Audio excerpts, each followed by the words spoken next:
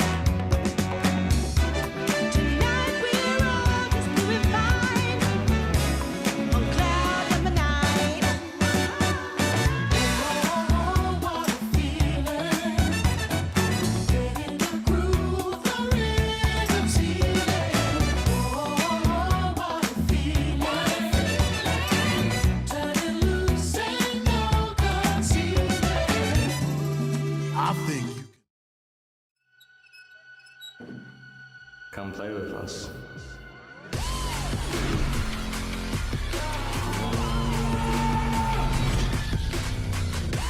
He wants to win right here, right now. He's crazy. As he turns it, nice headshot. Oh, headshots from Leslie.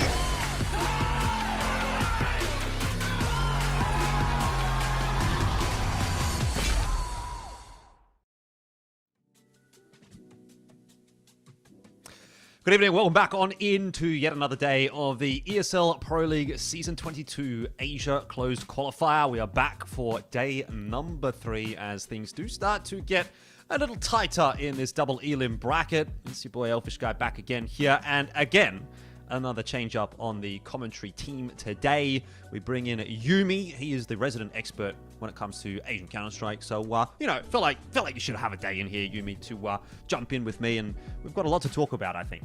I appreciate that. You shouldn't sell yourself short, because I know you're also a resident expert, but it's also, why are we chopping and changing so much? You've got like a revolving door next to you, yeah. And I've just decided to wander on through, so whoa. Yeah, no, happy to be here at the very least. They say variety is the spice of life, and I'm just sort of going into that as a concept this week. I've gone for 3 out of 3 different days with different co-casters, and I think tomorrow I might change things up as well. So nice. It'll be fun. Let's talk Semperfi though, and Unsettled Resentment. That's the first match that we're going to be watching tonight. We'll also, I believe, be jumping into Chingis Warriors and Hoou, which is going to be the upper bracket final later on this evening. But right now we're down in the lower bracket. I don't think it's a huge surprise to see these two teams down here, personally. Semperfi, obviously, a tough match yesterday night against Hoou. Unsettled Resentment getting knocked down by Chingis Warriors earlier on in the competition as well, although they did make it through lower bracket round 1 up against X-Talon. So I think that's a reasonable result for them to take into this game against Semperfi. But if you think about X-Talon versus Semperfi as the two sort of top OS teams outside of FlyQuest, X-Talon is the appetizer, I guess, and then Semperfi really is the final boss here. So just because you can beat X-Talon doesn't necessarily mean you can get past Semperfi, but surprisingly enough, I would actually say I think Unsettled Resentment do have a chance in this match. I think they're actually better than what you might look at them in terms of name value, if that makes sense. Yeah, no, absolutely. I mean, people looking at Unsettled Resentment would have just seen a Fufu and thought, Lin Vision is like the only recognizable team or history for any of the players on Unsettled Resentment. But they beat the Huns. They lost to the Chingis Warriors, but the fact they beat X-Talon as well, like you're saying, is, I mean, not to be understated. This team is definitely punching up. I mean, they beat LFO as well. They've got, Waste of Ammo, JC, people that watch Asian Counter-Strike will recognize these names for the Philippines region. So, yeah, there's definitely a lot to prove here, but they have been punching up, and Semperfi, I mean, they have to effectively have a display of force. We're starting our best of 3 out on Ancient. Semperfi being very aggressive in this CT pistol. Yeah, Keen gonna have a look. Just going to be mollied away there at Cave. So a lot of mid-control for Semperfi early on in this round, but nothing really coming of it. Unsettled Resentment have opted to go for a little bit of a slower pistol out here. That's going to leave Alistair high and dry in mid, so he'll back off as some attention goes back in his direction. But now that util coming through, it's going to be a late mid take from Unsettled Resentment, and perhaps a pivot over toward A, which is where Keen is waiting quite keenly indeed with that USP in hand. No shots connecting though from the CT side thus far. Keen's got himself one, but Alistair will be run down, and this is starting to look a little bit awkward. Semperfi need those rotations to come through nice and quickly. 3 on 3. And things start to slow down once again as Unsettled Resentment just try to find their spot on the site. They have nowhere to go. They realize that the smokes have faded. There's no safety in the plant just because Keen held that position inside of main. So a player down just as Unsettled Resentment find the one gap in the rotation back to B. They will be able to get the plant, but working on the numbers and the health that Slayer has won't be easy. Well, he's going to need to hit the first shot here. And it's going to have to be a headshot. Akari.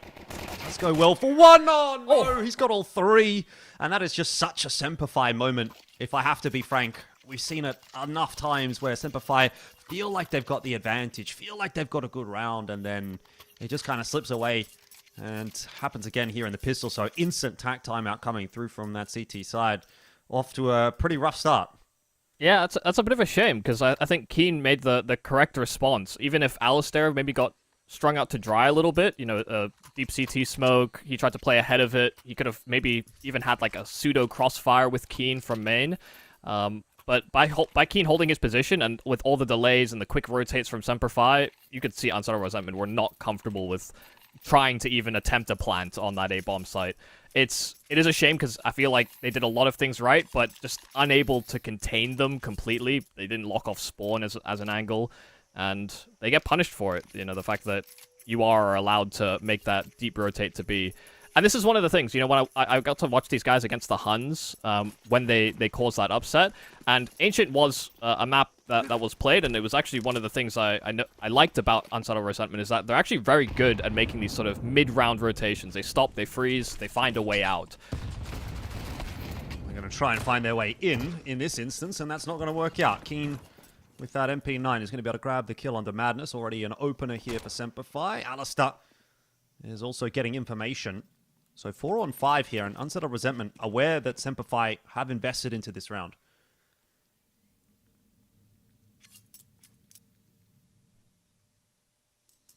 Yeah, the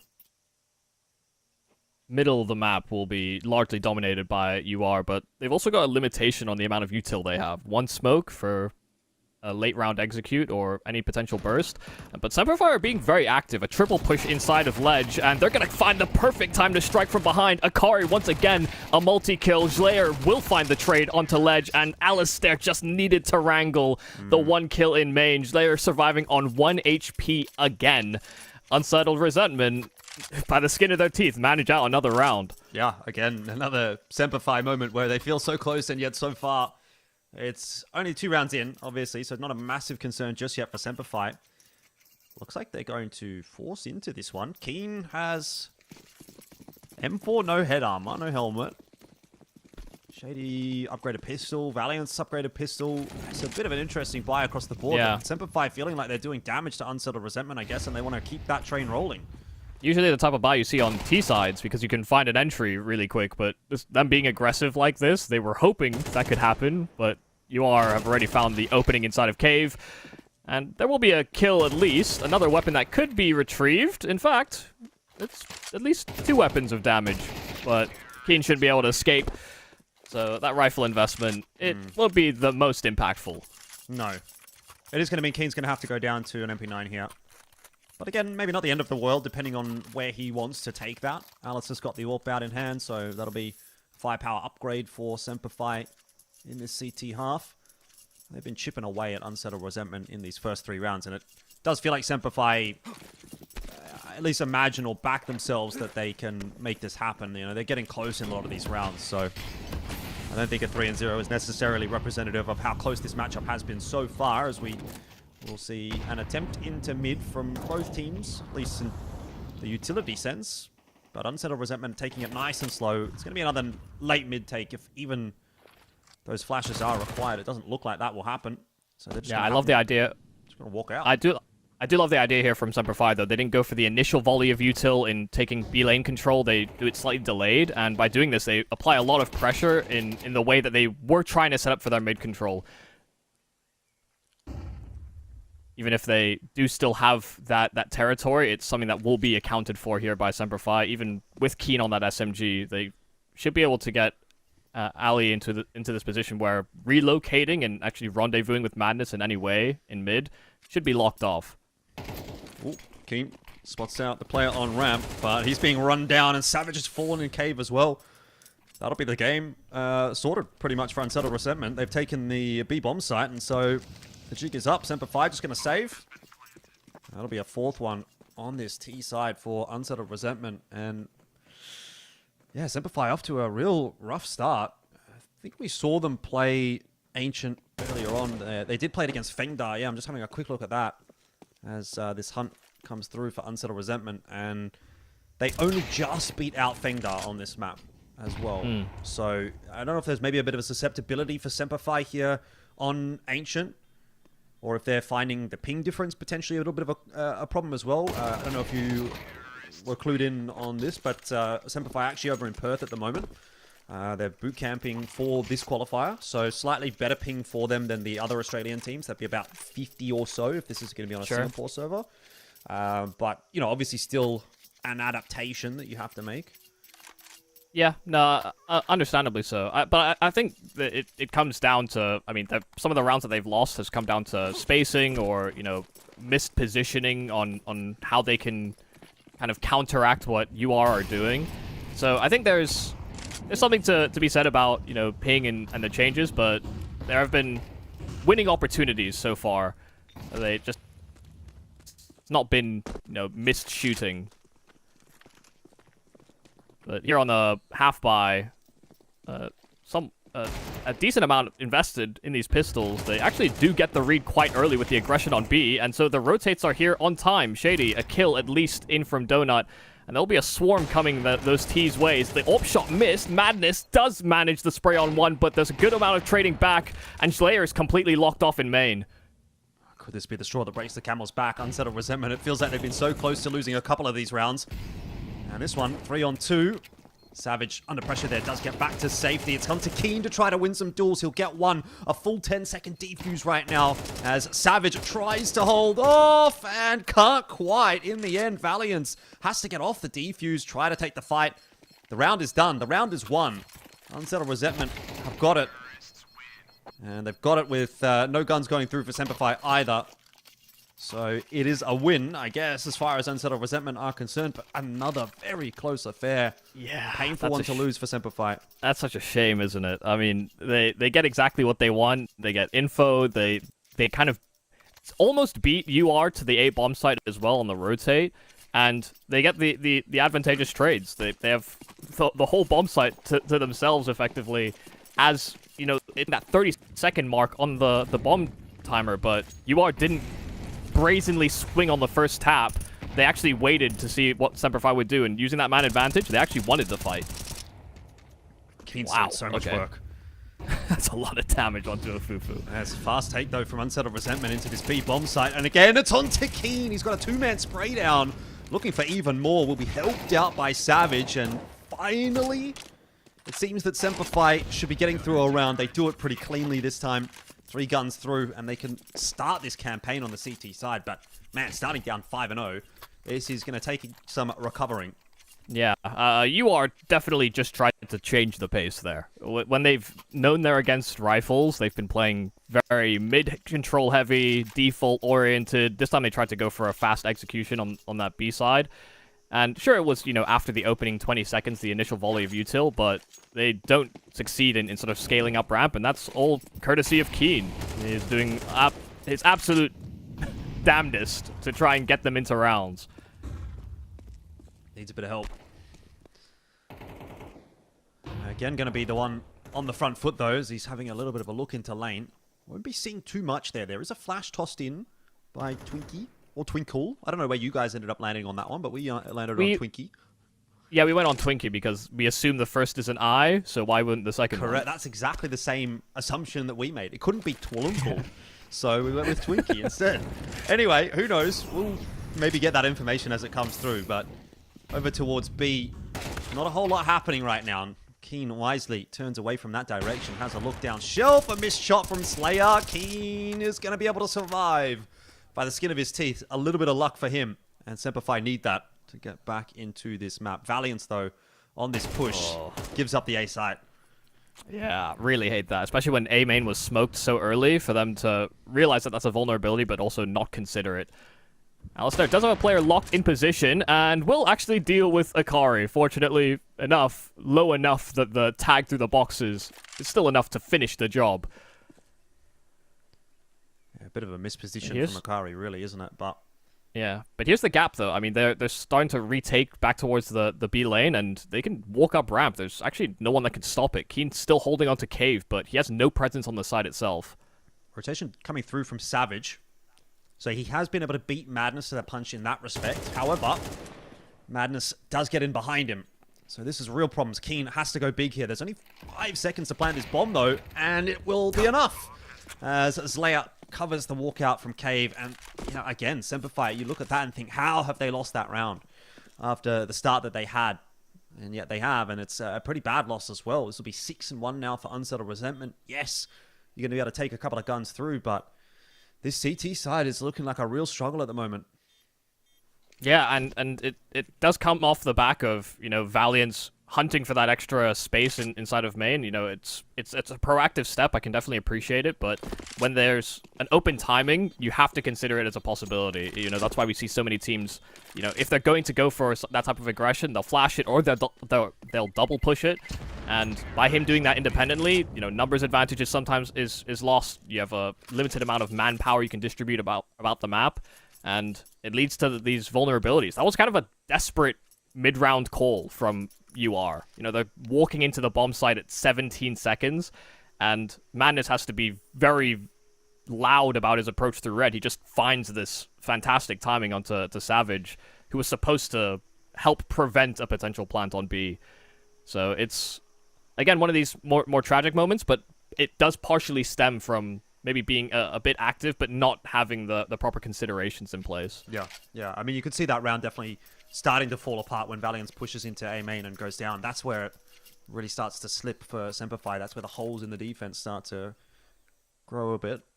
Attack timeout coming through here for Semperfi. There was a brief tech pause there as well, so not sure what that was. Maybe a little bit of latency somewhere, something going on. But a bit of time required here for Semperfi to have another chat, because look, they know that this CT half is not going to be acceptable. It's not going to be enough if it continues in this capacity. So looking to really try and lock in and find a way to grab themselves, I don't know, maybe 4 rounds. If you could get to 4 here, back yourself on the T side. They're typically a pretty good T side. Keen, again, you know, he's a pretty solid, aggressive rifler that likes to get in the thick of things, and the T side does tend to suit him in that aspect. Ali's having a rough day. 1-6 so far. Did start, I think, 0-5. So a few things that need to be picked up for Semperfi, certainly. Well, you are going to go for, I think, slightly slower mid-control. Aggressive start from Slayer, but the smoke that's down, Alistair was hoping that he could find an aggro pick himself. But not to be. UR are actually starting to slow crawl their way into main, and there's no one close enough by to hear it. Shady's a little late to the rotate to Donut, and so he doesn't hear the steps coming through.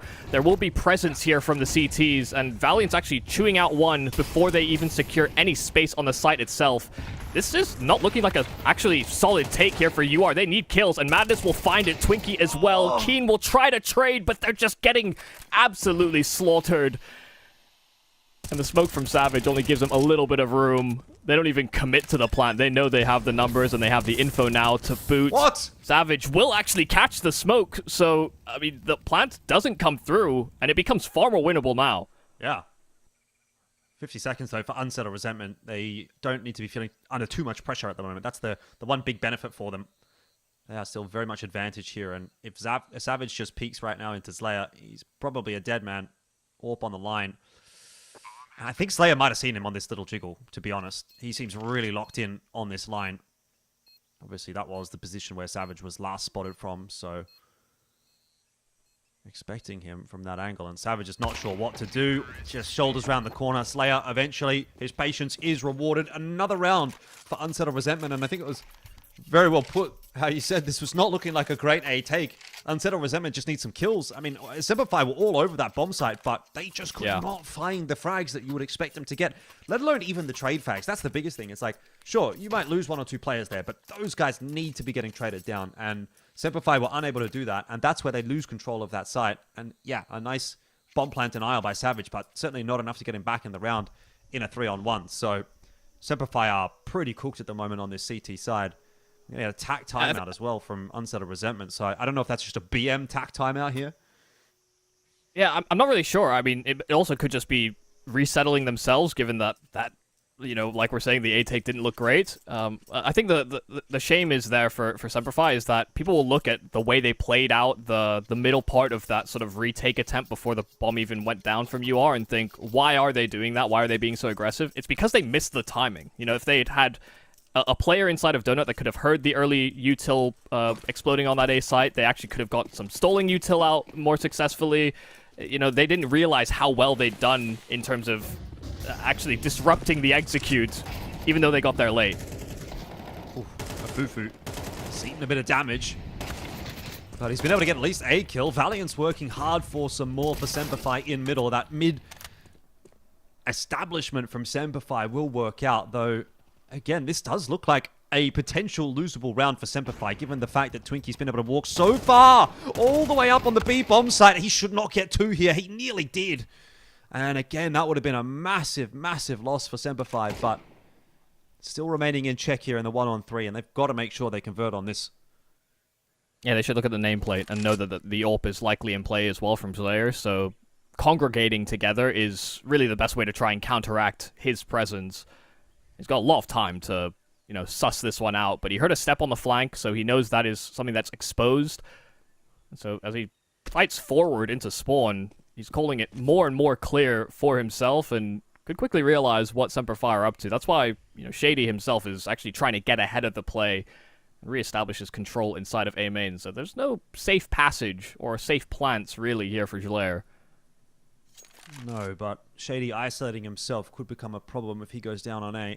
Puts it into a 2-on-1. This could genuinely just be a save call as well for Slayer. I mean, if he doesn't find a kill in the next 7 seconds, I think there's a decent amount of players that would actually take that route. If he tries to plant, Shady probably just knocks his block off, although the smoke might make that a bit more difficult, and Shady giving away his position here. Oh, see, that's what I'm saying. If that shot hits, he can get a plant, and then he's in a 2v1, and it's a nice post-plant because Semperfi are still on the way over. Either way, Semperfi do get through that round. They get themselves a second, and they're fighting, of course, still for 5. If they could get to 5, that'd be great. But that's a long way away at the moment. I do like that they went for that hyper-aggressive play, though. It's something that I think Semperfi sometimes lack, and I think, I got the privilege of watching your sit down with Keen for Geographically Challenged, and, talking about him as the most aggressive piece on the roster, I look at players like Savage, Alistair, Valiance, I'm looking at these other pieces, and I want more from them. Keen, as the in-game leader, can't be the only driving force, but he is, time and time again, that same guy, and he's very successful. 1.5 kills. Savage tries to link up, but he's a little late, and the Molotov will stop him from hounding down a trade. Yeah. No, I 100% agree. I think Keen's really solid, and you see it a lot in those kinds of moves. He's generally always going to be good for 1, often going to be good for 2. But then you look at it and like, where's the rest of the team around that? Why is Savage so late down ramp? I mean, surely you're aware as a team that Keen is going to be pushing out a cave there. You'd hope that he's communicating that. So somebody else needs to maybe be assisting him in some way. But then again, you put that on him maybe as part of the system. Like, why is he not communicating that across in a way that needs to be understood? I don't know. Oh, that's a little bit of a shame there for Alistair. Takes the tag and does receive about the same amount of damage back. 2 players absolutely limping here for UR, but once again, they're kind of finding a gap here. I mean, middle is completely unoccupied, and Valiance would be the sole defender of that A side. Semperfi aren't satisfied with the idea of flying blind, and so we'll get some aggression down towards B lane, but Akari's tucked away, and so can hear that aggression, and they found the rotate in Alistair. The thing is, they're running into this B bomb side. There's still 2 players here. Savage didn't quite realize, knife drawn, and he does find the trade, but Slayer up close finds the trade right back, and so that bomb can go down. 1-on-3, Valiance. I mean, these players are so weak, but he won't actually know that that's the case. I think you're going to have to solo cast the rest of this game, mate. I can't watch it anymore. I've got to close my eyes and turn it off. I've got to turn it off. This is really hurting. I mean, Semperfi are really just having such a rough time. It feels like every decision that Unsettled Resentment makes in terms of a push or a rotation or a peak is more or less the perfect choice to make. Like that was the perfect choice to make in that round. Push through middle, go towards B, get in behind Semperfi. They weren't watching toward Red Room. You could say, maybe that's a bit of a failure on the behalf of Semperfi, leaving that hole. But at the end of the day, Unsettled Resentment, they are finding those holes on a pretty consistent basis. So far, the reads on this T side are really, really nice. Yeah. And it's the same thing that I kind of experienced watching them against the Huns, is that they were kind of outbraining the Huns on the T side. Constantly playing with the rotates, finding gaps. I mean, you think about one of the rounds where they found a kill on Keen in middle. They immediately walk up B ramp into a vacant B bomb site because Keen has been typically a cave player. He's been very active on the B side of the map. They're doing a great job of adapting to what Semperfi are trying to do in terms of find solutions. And, last round it started off with Keen being aggressive. This time it's Shady that will take his place. And this time they are able to sort of link up between the two Latvians. But UR have no presence on B, and so they're going to have to accelerate towards this A side. Alistair and Valiant playing close to main, and these SMGs could do a lot, but Alistair immediately dealt with. There's a trade for Valiant at least, but Savage is a little late to the rotate, and Shady's fighting while Savage is hiding, but does get his one. Needs more than just one to justify the position, and needs to buy time for Keen on the rotate too. Yeah, re-smoking towards CT. Savage just going to try and go alone. That is not going to be working out at all. So it is on to Keen indeed. And at a 8-2 scoreline, can't really blame him for having a little bit of a look here to see what he can do. He is going to get Slayer for free. That's, I guess, the handicap given over to at least make this one possible. But Twinkie finding the perfect timing for that swing. Gets rid of Keen, 9-2. And this half has just fallen to bits for Semperfi. Money is there in a sense for this force buy, but it's rough. Yeah, I think I think it's even worse is that, they were about in the right positions if they had, been prepared to have, counter util to action on that A site execute. They actually could have done a great job, but they kind of get caught transitioning positions. Alistair all back in hand and finds an opener inside of middle. Great blow in the smoke. And a deep position inside of A main too. So sure, mid is occupied by UR, but they've got some good territory in response. 1-for-1 so far. Shady will not be able to survive, and it's a bit of a mess over towards the B-bomb site as well. Keen went through the smoke. Afufu's found Savage in middle. All over the map, Unsettled Resentment are winning duels. And that leaves Alistair solo. Yumi, let me tell you about an Alistair clutch. He's 2-9. Okay, it's not been his game so far. But a 1v3 here from Alistair to get a bit of momentum going for Semperfi.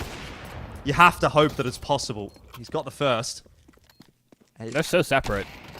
It's not possible. Don't worry about it. Don't even get excited, Yumi. It's 10-2. The first half, so rough for Semperfi. We'll see if they can pull it back when we do come back from the break for half number 2.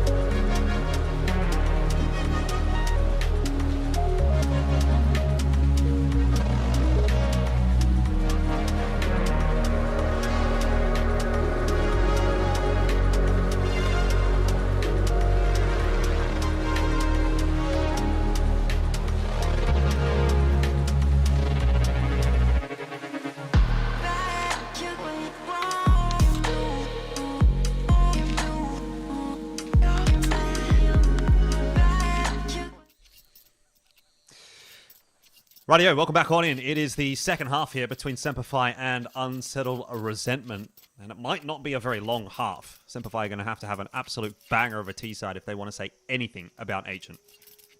Yeah, I mean, definitely some chances to win more rounds on that CT side. Definitely some great decisions being made by Unsettled Resentment. I think they found some, crazy gaps and some, late round flanks. There's definitely a lot going for them when it comes to Ancient. Demonstrated against the Huns, and demonstrated here against Semperfi, who many would have as favorites, as many favorites have fallen before you are in this qualifier already. We're getting a little bit of info inside of main, at least one player spotted, but now a stampede headed his way. Oh, Fufu gonna have to try and land some headshots here, and unable to do so initially. Tapping away, he gets Valiance.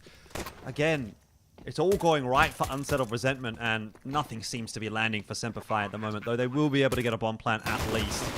Now, jumping through the smoke at Donut.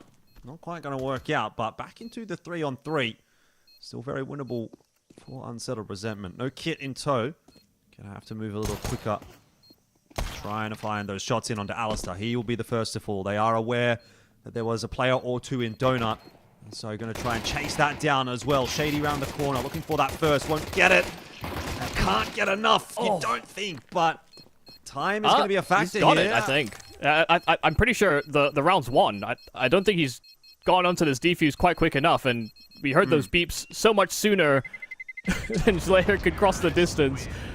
Shady does enough. I mean, Alistair's kind of left to hang out to dry inside of the site itself, but that double setup inside of Donut, they just needed trades. Even if UR wanted the fight, they couldn't get the kills quite quick enough.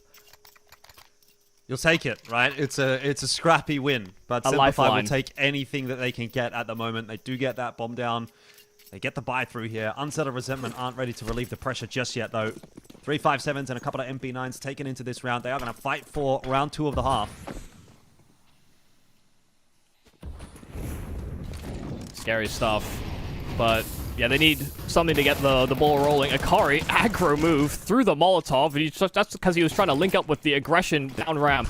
So at least a trade, 1-for-1. They don't move to try and recover that weapon. In fact, they just want to try and get there on some kind of rotate to contain. A Fufu caught on the flank as well. So only one player in defense of that A site. Well, not much of a defense. He gets shot in the back. Ooh, Shady. Deleted. So that'll be a gun that Unsettled Resentment can take through to the next round. There should be 2. There's another one on ledge that they should be vying for, and that's where Twinkie will beeline to. So, all in all, a rather successful round. I mean, it does come off of a force, so it's not exactly as if there is no investment and this is massive rewards. But they'll have another swing at it in the following round where these rifles could be very impactful if Semperfi aren't careful. Yeah, for sure. I mean, it's the status quo maintained, really. Rifles will go in the hands of the players with the armor. You can chuck those 5.7s over as well. It'll still be a pretty threatening looking setup here for Unsettled Resentment. We'll get another pause out. Another tech pause, perhaps. But look, I mean, yeah, it's going to be a long way to go for Semperfi. It's quite hard to imagine that they're going to be able to make this comeback happen. They started well in the second half, but this is going to take some serious mental fortitude. They're going to have to really lock in, and they are typically a team that does play a lot of close maps. It's another characteristic of watching Semperfi series is that they never seem to win cleanly, but they also don't lose super dramatically. They'll always have these kind of games where they get off to a bad start, pull it back, and then lose, or they're ahead and then they let it kind of come back and they lose. So is that just a condition of being in OS? Maybe. Yeah, because I'm thinking of teams are. Yeah, it's I'm thinking FlyQuest. Yeah, I'm noticing the similarities already.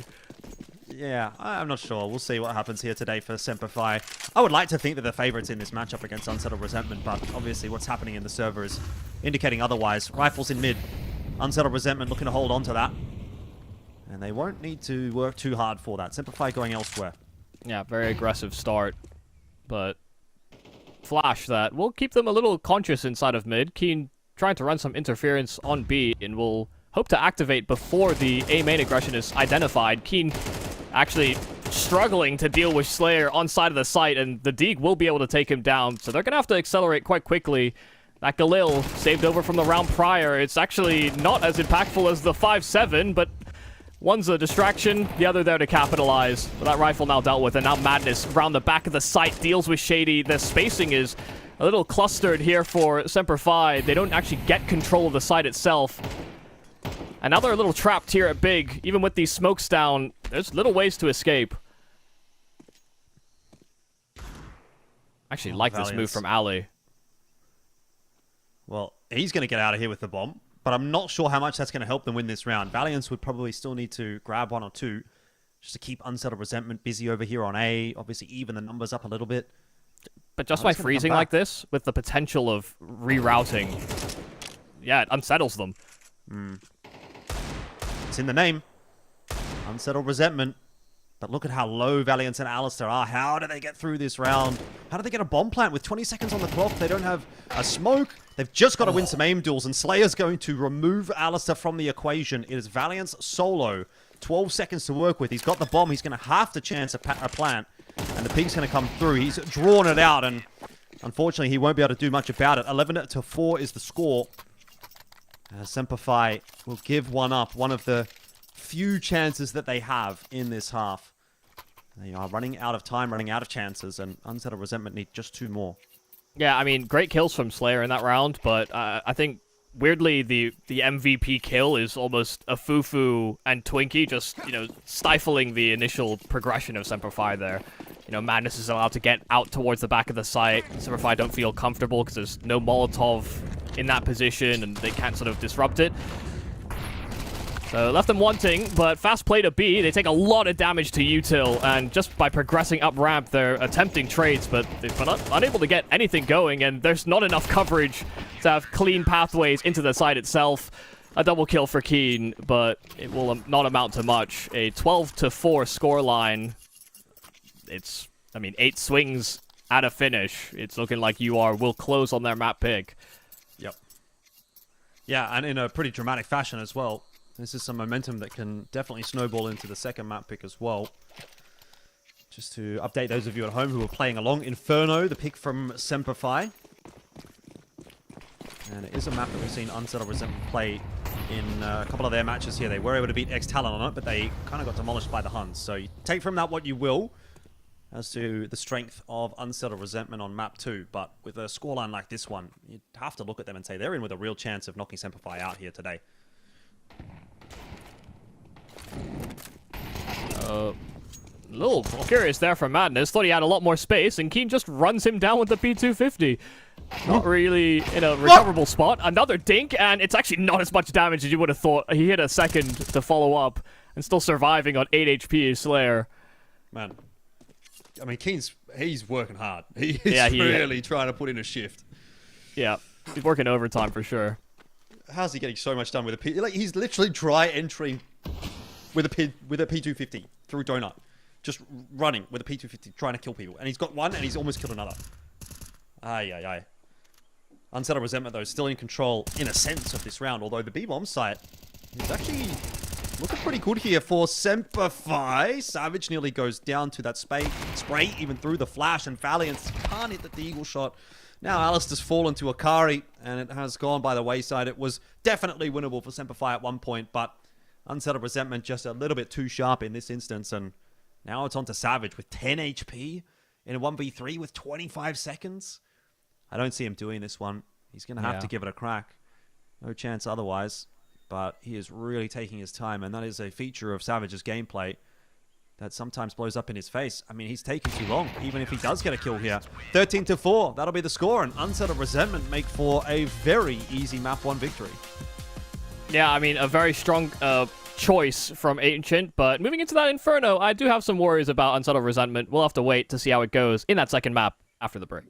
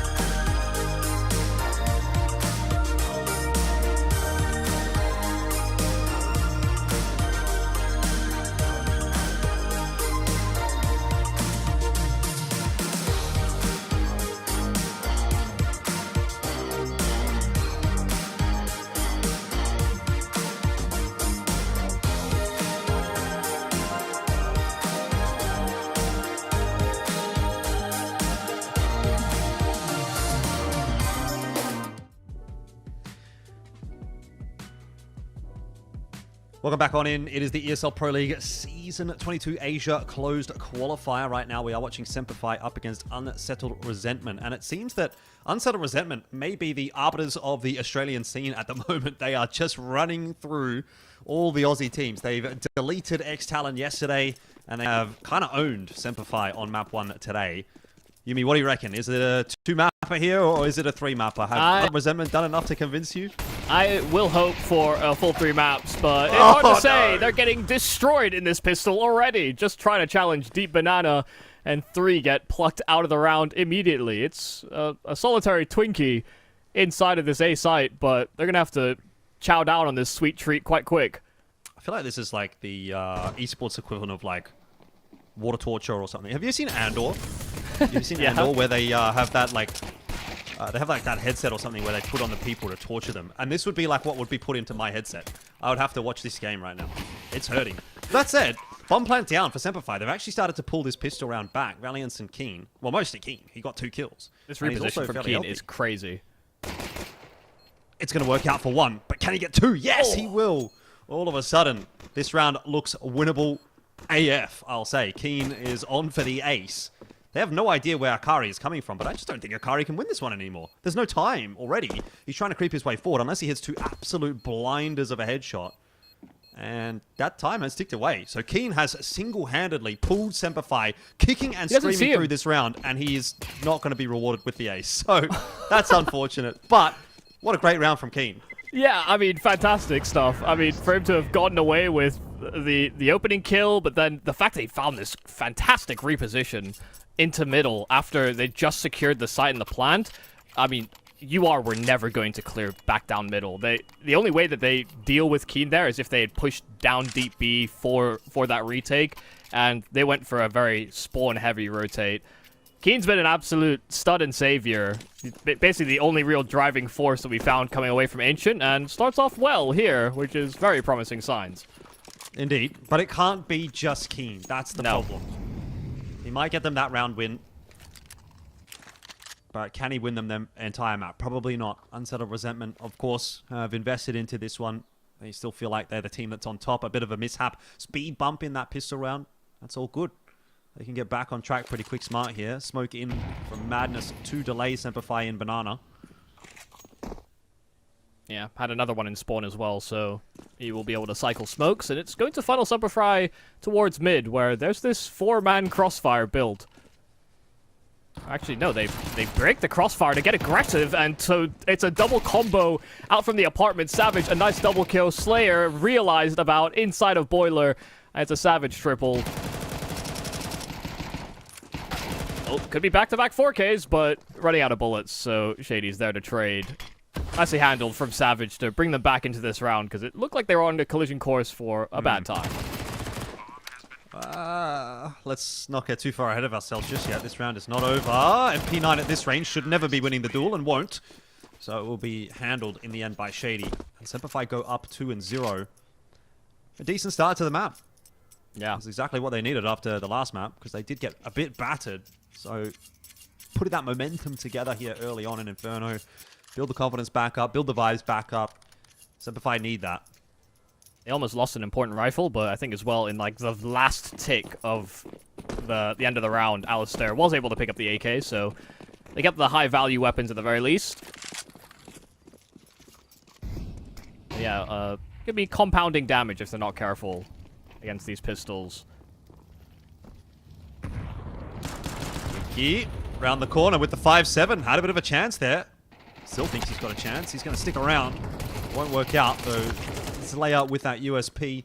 Able to claim 1. It's not really going to do too much for the rest of the round. Semperfi going to get through this one. No problems at all. And Madness over towards B here. Surely not long for this world. There's a hunt on right now for Semperfi. This is such an ugly deagle. That charm is... Okay, it was on the top of his gun a second ago. It was really freaking me out. I wonder if that's why he wiggled. Did you see him do that wiggle? I wonder if it's the charm client-sided or server-sided. Surely it's got to be client-sided, right? You know what? Everything is so client-sided that I would believe that. Yeah. Maybe the charm was stuck on his deagle and he didn't like it. That's all I'm wondering. I think it reset, though, when we switched back to him. I wasn't sure if the wiggle did it or if it was just because we reset our own player physics. Doesn't matter. Anyway, first gun round here for Unsettled Resentment. Slayer has that AWP, and something to note is that, you know, when I watched these guys against the Huns, they were, you know, incredibly passive. They had major vulnerabilities even on their CT side as well. Didn't have many chances to do it. But even when they were on T, you know, they didn't have that same sort of start-stop dynamic that they expressed on Ancient and demonstrated against Semper Fi here. So that's why I'm really hoping for a third map in the series. Madness, aggressive, past the Molotov, didn't try to fall back, instead tried to fight forward. So Fufu needs some help, and it will be coming quite quick. Kari going to start to dump a bit of util in here, and Fufu will peek off the back, but there's just flashes all over the place. He can't see a damn thing. He's gotten back out into CT spawn, which honestly might not be a bad shout here at all. Fufu able to stop Valiance from crossing in deeper into the site. He's also spotted Keen going to new box. Information starting to come through for Unsettled Resentment, but they are losing players. Oh, Keen. Where has that come from? 2 through the smoke. And Semper Fi should be getting this one pretty comfortably. Slayer will hold on to the AWP. Kari may struggle to keep that MP9 up. Yeah, they dare to spam back at Keen. They're spamming him, and he's just shooting and following the bullet holes, and does so perfectly. You know, it's so strange to think that, you know, with the previous conversations about the M4 and the A1S or the A4, there's always a talk about tracers. Now with the way that smokes interact, it's kind of less about tracers and more just about recognizing where the holes are and what angle it's coming from in some way. And Keen shows he's able to make that astute observation. Mm-hmm. Yeah, much better look from Semper Fi so far. I mean, I will say a bit shaky in the first round or two, but as we're getting deeper into this half, Semper Fi looking cleaner and cleaner. Unsettled Resentment, their money broken.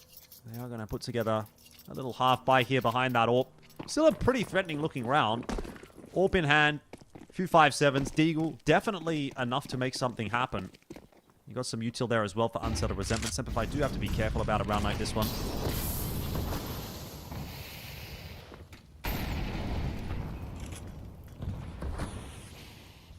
Nice stalling incendiary there by Twinkie. Especially with them being locked out towards Banana. Semper Fi obviously wanted to take some control in the apartments as well. But they'll be slightly delayed. And there will be a rotate as well by UR to have a 4th player in defense of this A site.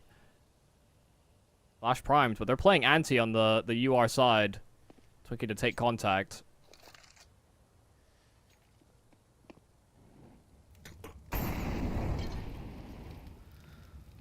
Slow pace. Unsettled Resentment have got the setup here on the A bomb side. 2 players protecting brackets. Got a Fufu here as well, ready to swing. AWP is over towards B though, so it is just the pistols to work with on this side of the map. Twinkie going to push his way forward. He's been singed. They're aware of his position, but a Fufu claims 1, and Valiance and Keen are both very low. Bomb's been left in second mid. A Fufu re-aggresses, gets 1 more, and Slayer, he's picked off Keen as well. We're back into the 2-on-2. Healthy CTs. Slayer could go back over towards B. Does he hear? No, but he suspects. And he's going to start to work his way back over. Sets up on the line. And there is no smoke available for Semper Fi right now. Oh, there is. A flash. And that's a big one. The Slayer unable to land the shot through the flash. Tries to get back on the line, but he should be a dead man here every day of the week. Shady. Ooh, shot's going to be missed. Timer is a factor. CT coming in from from Banana. The shot from Slayer hits Alistar. Doesn't connect onto Shady, but Madness is there. And that round was Madness. But it will be the first one on the board for Unsettled Resentment. I can't believe Slayer gets away with that. I can't either. I mean, the flash play was perfect. They didn't attempt to run him down. Alistar had to actually pick up the bomb inside of second middle. You know, they went for this heavy brackets take. They were aggressing into A, but they didn't have the bomb with them the entire time. So they were actually, in a way, kind of forced to go back B. I imagine they would have made that call regardless, just because of the way the A take went. But then just being time crunched, not having the util, you know, none of that happens if they have a smoke available in some capacity. But yeah, Slayer's just allowed to be continually aggressive, and he punishes them for, you know, not actively trying to hound him down for security of the plant. Didn't have the time to, really. Good HE. Yeah. And I think that's a miss, but Keen gets the space. Both these players have been wounded by HEs, and so with Keen wounded, Shady takes his place. Finds the opener in Banana. Still a bit of a tenuous round here for Semperfi. They've gotten top 9 control, but not for long, it would seem. Afufu might be keen about retaking that space. He's got Slayer with him. Keen's just watching that line. This is perfect from Keen. Does stick around, overstays his welcome. Could have taken the one and got out of there. But even a 1-for-1 on that HP is a bit of a win. The other little caveat there, though, is that they have lost banana control, and Afufu doing some exploring. He's getting some information, and he's not really seeing much over towards B, so these A players are getting a bit antsy. Akari will go down, which leaves it really onto Twinkie. And maybe Afufu's timing could prove critical here, though. It seems that Semperfi have made the right choice to go towards B. Yeah, there's a real chance that Savage just gets taken down for free, but he's kind of done his job. Oh, timing is actually kind of working in his favor here. And even as the Afufu cuts him off, there's just no presence on this B side. And they'll quickly come to that realization as well. They'll have known about a player on A. And Afufu obviously got his kill in Banana earlier on. So Afufu's rotate, cut down, and it'll be a safe call here for Twinkie. Good reposition and good read of the map there for Semperfi. They dodged a bullet. Yeah, they've been doing that a bit this half, so maybe it's not just luck. Maybe there's something in this one for Semperfi. Shu seems to be on the other foot, right? We saw quite a number of rounds at the start of Ancient that felt, if not lucky for Unsettled Resentment, at least fortunate in some instances. Sure. And I think you could say the same thing about this half from Semperfi, right? Some of these rounds, they've made the right choice. They've made the correct choice. They've hit some nice shots, courtesy of someone like Keen, for example. There was a little bit of a mishap over towards the B bomb side in that previous round, but all's well that ends well, 5-1, and Semperfi really doing well on their map choice. I think from what I observe from just these two maps, it's just that the reaction is more instinctive. It's more immediate from Semperfi. When there's, you know, a push from one side, there's you know, Semperfi are pushing in on the other side, and so in an effort to sort of reestablish equilibrium. And you know, on Ancient, it felt like there were times where they're almost pushing too aggressively when, you know, the UR side were playing more of a passive approach, and there were a couple times it worked out. And yeah, those are the rounds where UR were maybe a little fortunate to kind of escape the deviation from their success. But it does seem like those calls are coming more instinctively, and it's less we have to do something, and it's more we know we should be doing this.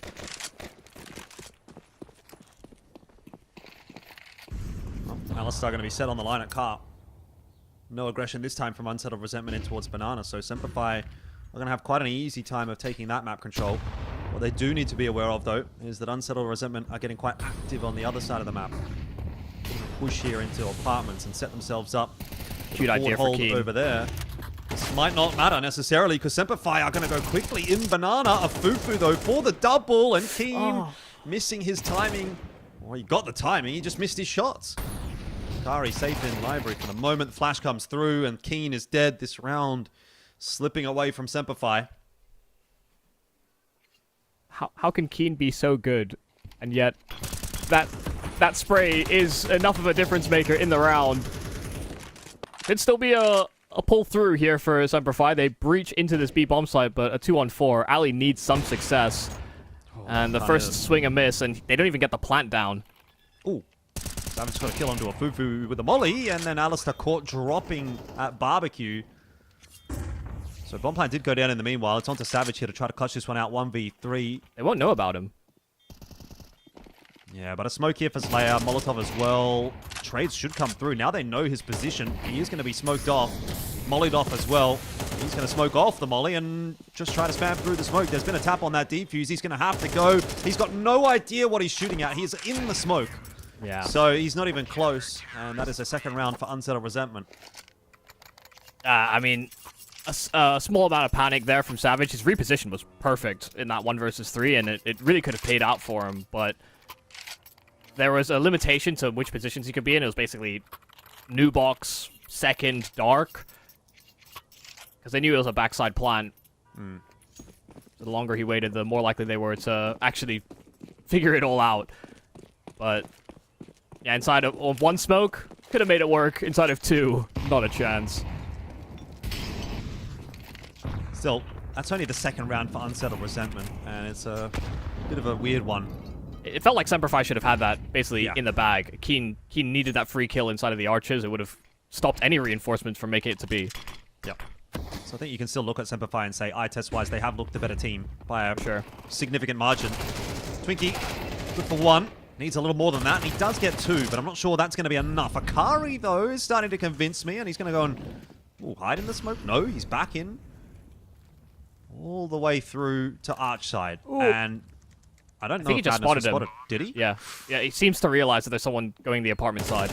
Oh, this is big. This is huge from Shady. He's got two, which leaves Madness alone. And if we're to be correct, and Shady did spot out Madness, they know exactly where he's coming from. Look at how locked in they are on that Carp's angle. They've got to know. They must be aware. Yeah, they're short and apartments focused, and they know they've hit this timing to realize that he's likely relocated that way. Because Shady flanked out long, Madness is actually going to re-clear it that direction and catch them on the exit. One kill guaranteed. Ali actually doesn't stick around to see if he can fight the duel. Instead, takes the safer approach and will catch Madness completely off guard. It's close, but Shady makes the perfect play to counteract the Unsettled attempt at a retake. Yeah. Pretty good round in the end for Semperfi, even if it does come down to one gun, that's fine. T-side, you got the bomb plant, they've got plenty of money. Unsettled Resentment are certainly hurting for cash. So a pretty good chance for Semperfi here to rebuild some of those funds. Unless some shenanigans come about in this round. Again, a fairly forward hold from Unsettled Resentment. A Fufu, not even a hold, he's just going to try and fight. And Valiance will take his head off. That's not the way that Unsettled Resentment would have wanted this round to start. It's going to make for a very, very tough one to convert, even if there's a fair bit of damage done.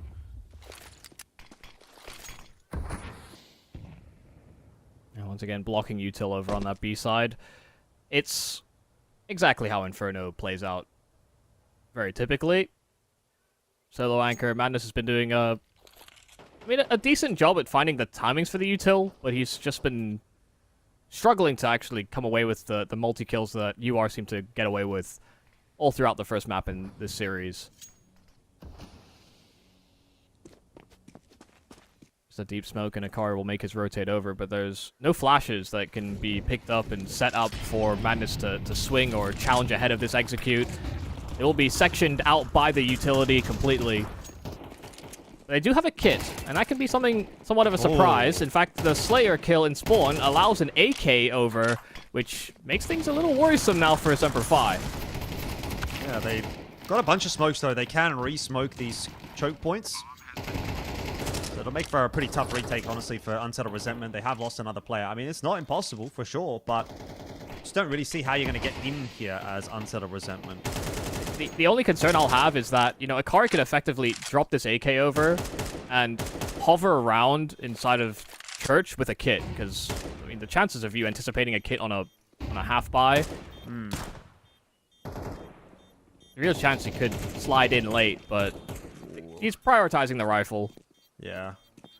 It's going to be way too tight for him to do anything here. A nice kill from Slayer will help Akari get out to safety. Should allow another gun over as well. Are they? Wow, they didn't even try and go for another gun. I'm very surprised by that. Teams are often so good at min-maxing. The bomb is going to blow that rifle over. At least give it a look. You only saved the 5.7. Slayer didn't even have armor. So he really should have given it a look.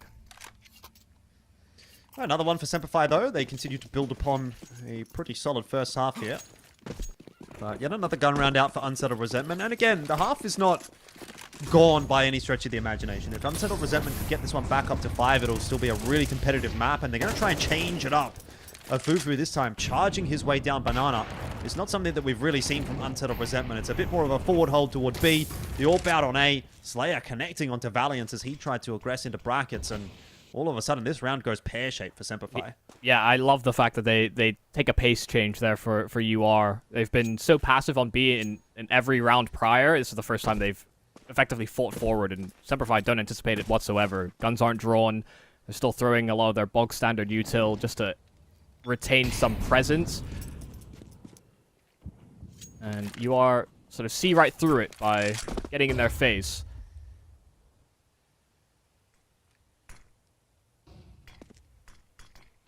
We'll still give it a good old college try, though. Smoke down over it. Long side. We'll keep Madness busy, but it is a 2-1-2. And a good smoke over on B that should continue to stall them. I mean, Afufu doesn't have any util. In fact, both these B players are completely dry. But I think if Semperfi don't capitalize or find some kind of quick breaching kill, this could even be an argument to save. Well, Semperfi are going to try and sell the possibility that something's going to happen over towards A there with that library smoke from Ali. Hasn't got Unsettled Resentment convinced. Got multiple players here, but they've both been dealt with. Nice entries from Savage, and that is how quickly a round can change, especially on a map like Inferno, where these sites are so isolated. We're now back into a 3-on-3. Deep position by Savage, but Manda seems pretty aware of this possibility. Has him locked in, but also you'd imagine that you'd anticipate Savage to have swung at some point or another, so it could actually be completely disregarded by Madness, and it goes overlooked. Twinkie, a kill back from spawn, but Alistair above the smoke, and that should prompt Slayer's retreat. A fantastic set of entries, a marvelous round from Savage. Another multi-kill added to his tally, and this one far more important than the ones against the Force Buy. I said they needed a breaching kill. He finds 2 without going traded. Yeah, we'll take it. And 8-2. What a difference a map can make.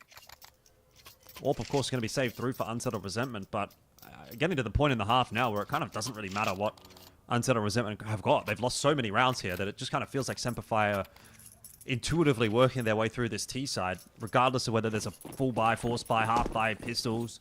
Yeah, it doesn't seem to matter. I think the big thing is that you can see UR are not being as proactive all the time. You know, they started aggressive that round, but that was the anomaly so far for this half. They've been relatively defensive in their setups, and they're not even really hounding in for, you know, fast flanking opportunities or clearing a territory or establishing deep control of anything. They're playing very defensive, and it is allowing a lot of the map to be open for Semperfi. Another opening. Fufu going to go down. This time over towards B. And a lot of pressure being put on the A-bomb side right now by Semperfi. Ali has another opener. Slayer will respond. The Orb's doing some degree of work over on A, but Slayer's going to need to do more than just that. He's got rid of Keen. We're back into a 3-on-3, and he will re-aggress onto the line to start trying to clear out brackets. Meanwhile, Shady has slipped through that smoke, going to wrap around Moto, see if he can maybe catch up with Twinkie from behind, and he will be able to do so. They're aware, of course, that Slayer is somewhere inside this smoke, but he is a one-man army on this defense. He's hitting everything. Yeah, hit the tag, too. But where's Madness? They still have no idea where this secondary player is. They know Slayer has asserted his dominance inside of this A site and inside of short, and now even he's a ghost. This is really nice from Slayer. Has he got them bamboozled? Bomb plant's going down on A. He's going to be calling for the rotate. He's going to go ahead of it, though. Shady keeping an eye on things. They know. They know. They see him, and they get rid of him. But Madness is going to now be aware that both the players were last seen on the site, haven't had much time to rotate over to Pied or move over into that library smoke, so he's probably just going to gamble that they're both still on this bomb site, and he will be correct in that assumption. Valiance gets the job done, and another tight round goes the way of Semperfi. You have to say, nice effort from Slayer, but not enough. Yeah, another one of these big multi-kills or great plays from, you know, an individual on Semperfi. They're finding far more multi-kills. They're getting a few more of those hero moments. You know, it was partially, I think, at the start, spurred on by Keen from just even the pistol round. They started, what, 2-on-5? And he found 4 kills. It feels like there's a number of times where Semperfi are actually fighting from a deficit, but their players are punching way above their weight in terms of just individual manpower. hostile, maybe look at that keen round on the pistol as inspiration, but everyone else has been doing a great job to serve tribute. Another nice start for Shady. He's getting a lot of these opening kills. 14 and 5. It's been a really good half from him. Unsettled Resentment just struggling so hard on this CT side of Inferno. The shoe's just on the other foot. Seeing a complete reversal of how the first map has played out now in the second. And that'll set us up quite nicely for a third, assuming Semperfi can convert on this one, which, look, if they were able to get themselves a 9-3, 10-2 lead in the first half, you'd definitely be expecting to be the case.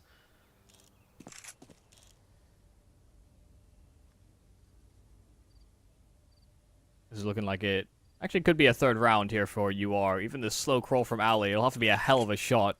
High-low setup over on the sandbags. They're boosting to the half wall, and that will actually break the setup completely. A fantastic decision. Valiance just picks it apart, and once again, you know, equal footing, solid, you know, back and forth exchange. 1-for-1, they'll take it. Only for Semperfi to find a multi-kill. It is multi-kill madness for Semperfi throughout this T-side half, and I don't think Slayer's clutching this one. No, I don't think so either. But he's going to give it a crack. Hopefully he can do some work with the rifle in the same way as the AWP. The answer, of course, is that's not going to happen. 10 and 2. Semperfi dominate the first half in response to a strong first map from Unsettled Resentment.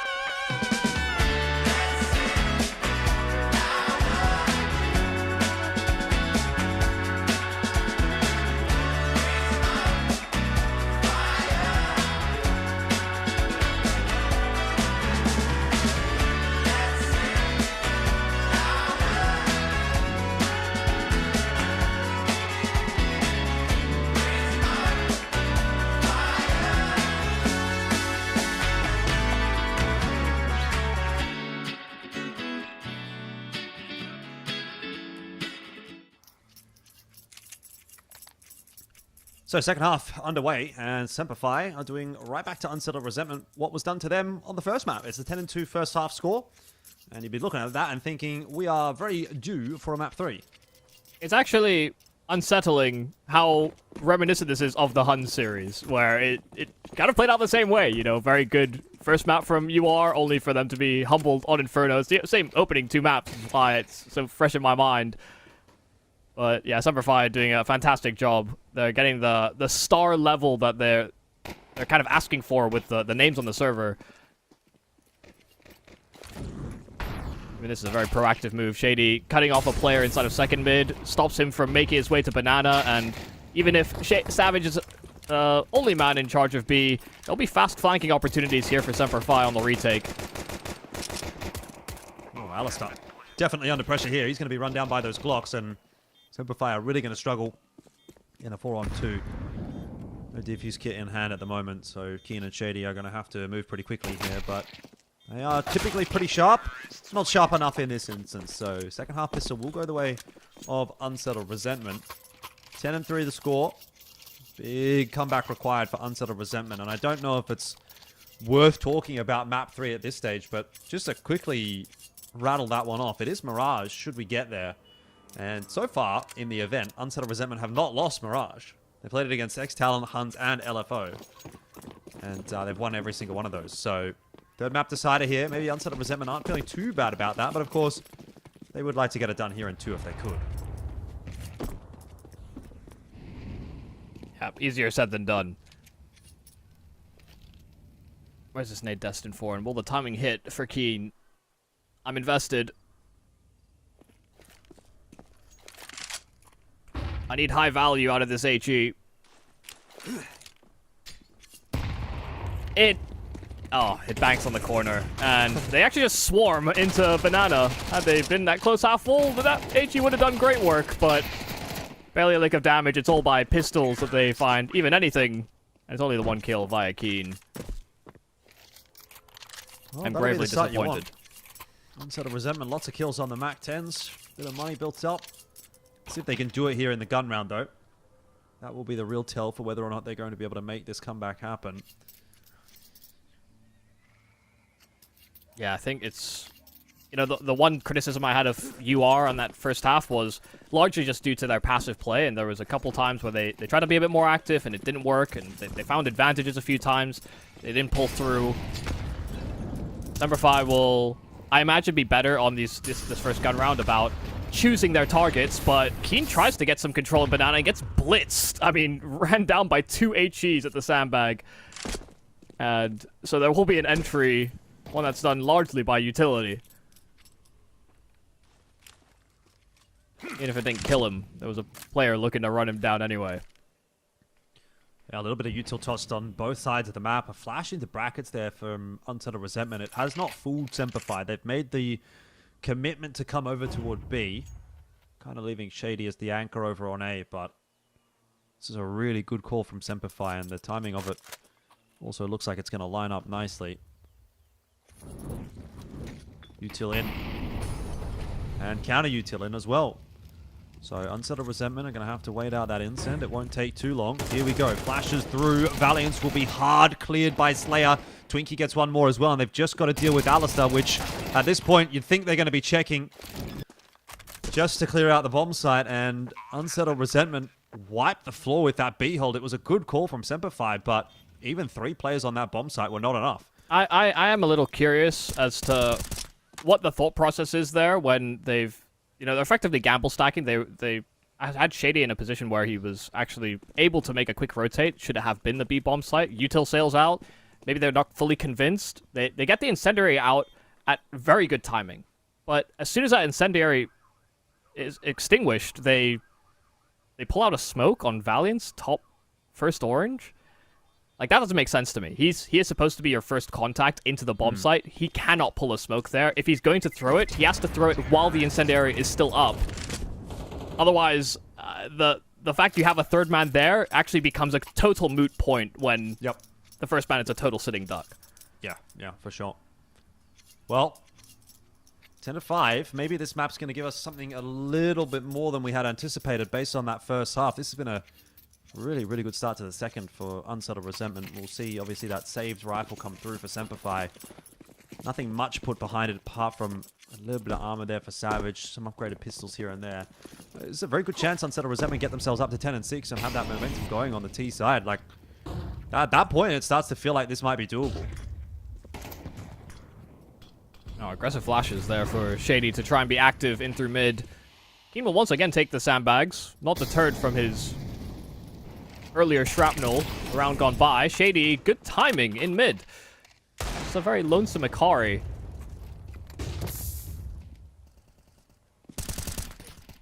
Bit of a tickle from the molly.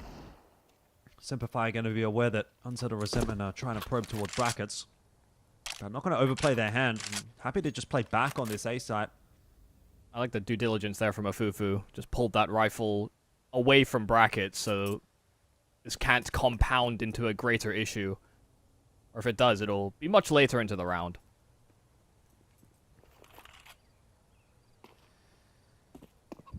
Smoke down on B. 50 seconds left in the round. Time is starting to become a little bit of a factor here for Unsettled Resentment. They've got to make a decision soon. They'll smoke off top mid. But information is there. Valiance is on the push. And they know, again, Semperfi are well aware this is going to be a B hit. See if they can hold the site this time. It's going to be a bit tougher in terms of the weaponry and the util. But they have got all of their forces congregating on this position. It is going to be a full 5-man defense, essentially, with Valiance coming up through Banana. Shady getting it done. The 2K with that M4A1S to add to the kill he got earlier on in this round is essentially enough. And Semperfi have gone to 11. That's a really nice read. Again, obviously the information this time quite easily gathered by Valiance, and Unsettled Resentment, their attempt at a comeback comes to a swift close. Yeah, it's crazy to think that their 3-man B setup worked better when they only had one rifle this time. It's, you know, they don't have that issue of drawing util or, you know, having enough to stall out UR and get a little uncomfortable. They're ready for those duels, and they balance the aggression perfectly. You know, Alistair played perfect bait to that boosted Shady rifle. Ooh. Alistair gonna back it up. I think what's more than likely, though, is that, you know, winning a round like that, or I suppose losing a round like that to the bye that Semperfi had, is probably the first sign of the apocalypse here on Inferno. Yeah, there weren't already many. Kari's already out on A, though, and he's got a bit of help here from Twinkie. This is a pretty strange round in the way that it's now going to be playing out. Akari has killed Shady, but Alistair is up to his own devices right now in the apartments, and they don't seem to know that he's here. A lot of noise being made in pit. Semperfi aware that there's going to be a player in pit, and probably a player on site, and now 1 or 2 coming up brackets. Great timing on the spam from Keen. Very nearly gets a kill, but Alistair will be the X factor in this round.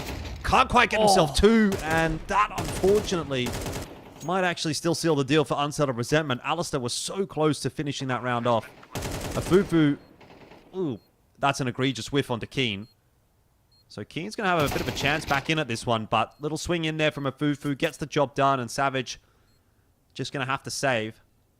Man, that round definitely could have gone the way of Semperfi at a couple of instances, but Unsettled Resentment bully their way through it. Yeah, that's again one of those shames where Alistair's reposition is perfect. They'll have no idea just because there was 2 in A and then 2 coming up mid. You know, there is, of course, a potential timing that could have been hit in the apartments, but they didn't think Alistair would have actually hit it. He just needed that second kill inside of pit, and in a weird way, almost would have served him better to have fought pit first, just because, you know, the planter can't actually do any harm to you. But he knew exactly where he was. He had the sound cues. He just could not hit the instant headshot and gets punished for it. Not without its chance, but you are dodge a bullet. And it's largely due to just the pressure that Akari put on that A site. Not only the entry, but then this follow-up inside of Library was certainly unexpected. Now rifles are back out, though, here for Semperfi. It's a full buy with the alley-orp.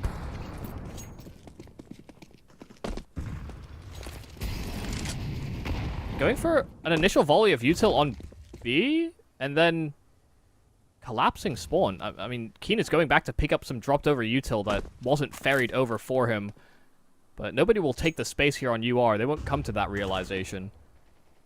Yeah, again, a very hefty setup over on the A side of the map here for Semperfi. That can't be maintained forever, surely. Alistair on a tight line. Not seeing too much. Bit of util being dumped now by Unsettled Resentment. And flashing their way out of Boiler. Akari's gone alone. That's not filling me with a whole lot of confidence. Now, Keen will have to start dropping his own util to delay this advancement towards B. And Shady just breaking rank as well to reinforce that secondary site.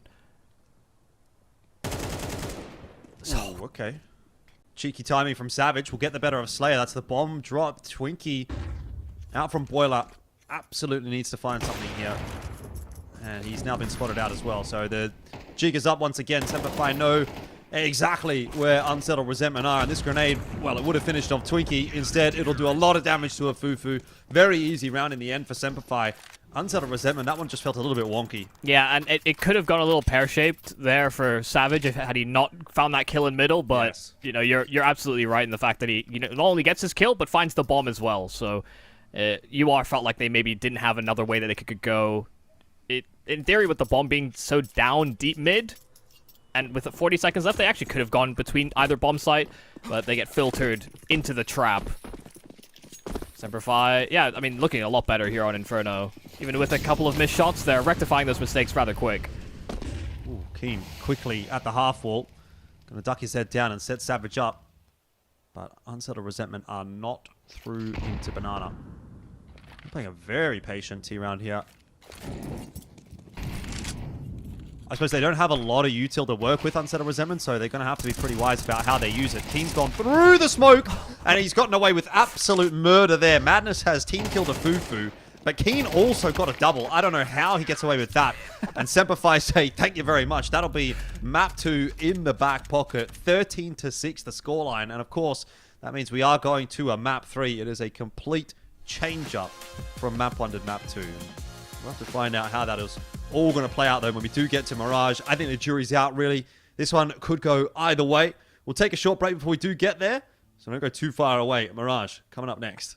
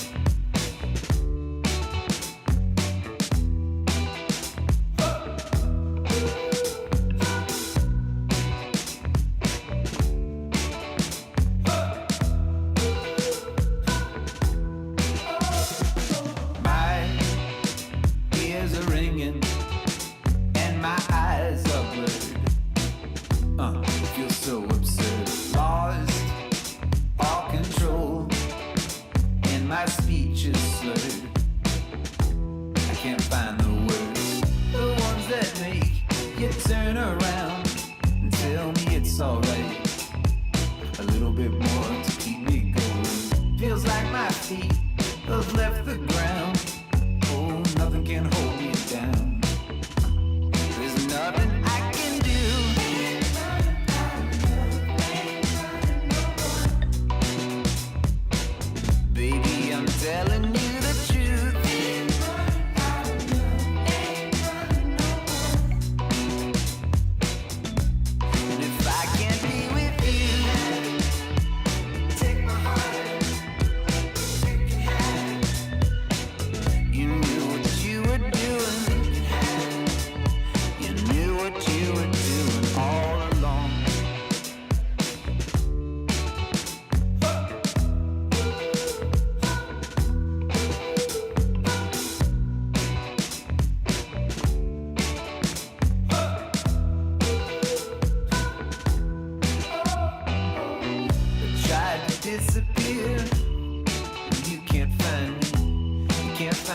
you. Soon the world will be far behind. I tried to get away, but you keep sending me a sign. Oh, baby, there's nothing I can do.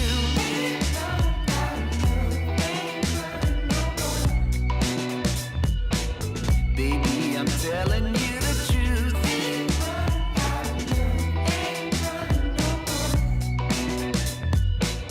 You always keep me on my toes.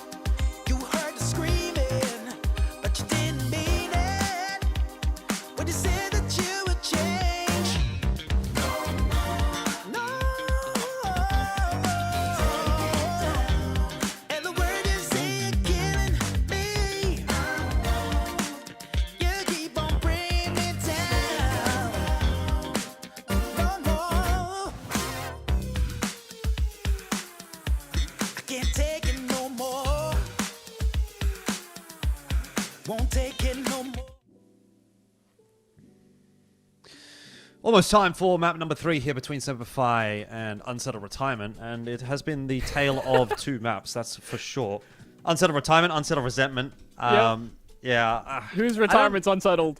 Fufu is actually probably where I'd go with that one. After moving from Lin Vision into this roster, and I don't know, man. Like, where do we see this third map going? Like, obviously it's Mirage. It's a map that Unsettled Resentment have not lost in this qualifier so far, and have beaten some decent teams on as well. So I do have to wonder if this is going to still go the way of Semperfi. Yeah, and I think the big thing is that they've been able to establish solid leads in those games as well. It's not like heavily contentious and they find separation. They've been able to build off of some solid successes, and I think part of that does play into some of the strengths that we've seen from UR so far this series. Is that they have been very, very good, especially on like their T sides, just being aggressive and dynamic in the timings that they're taking. The stop-start, the way that they're able to sort of spread, and independent pieces can search for lurks and entries on one extremity while the hit is happening on the other. They're a little unpredictable, and I think it's something that I like to. I guess there's a few teams of this ilk that I've seen crop up recently. There are teams like Zero Tenacity, I think, is a great example, where in Tier 2 European Counter-Strike, they were obviously one of the hardest teams that any team in that region could actually face because of their unpredictable nature. And sometimes it blew up in their faces, but other times it, worked very swimmingly. Yeah, I guess the one benefit here for Semperfi is that Unsettled Resentment have played Mirage 3 times in this qualifier. If there's any degree of weirdness going on, maybe you've had the opportunity to kind of have a look at those 3 games and get a bit of an idea of where things are going.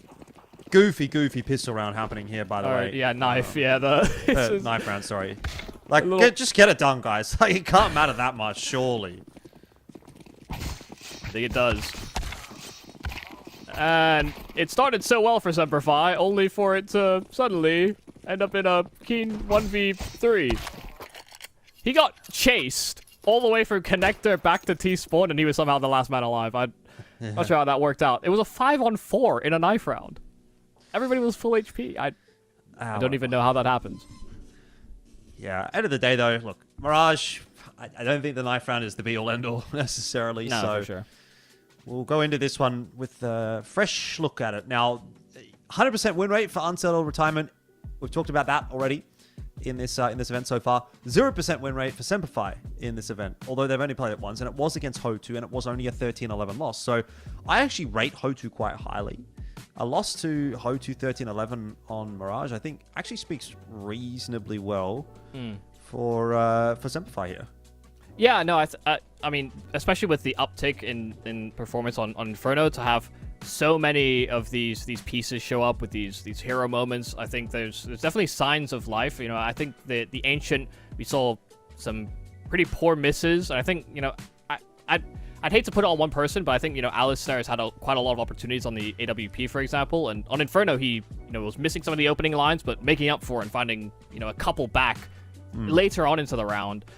If that same sort of influence happens on Mirage here, I do think there will be a separation, because as much as I've don't have tons to say about Slayer on his AWP, he's actually been doing a really solid job at finding himself in the right position, some of the clears he's making, and he's hitting fast flicks. We saw that one round on Inferno where he basically nearly dominated the whole A bomb site with teammates near him, but they weren't doing a great job at actually supporting him. He was just flicking between targets and hitting everything. We've yet to see that sort of a flash out from Alistair so far in this series.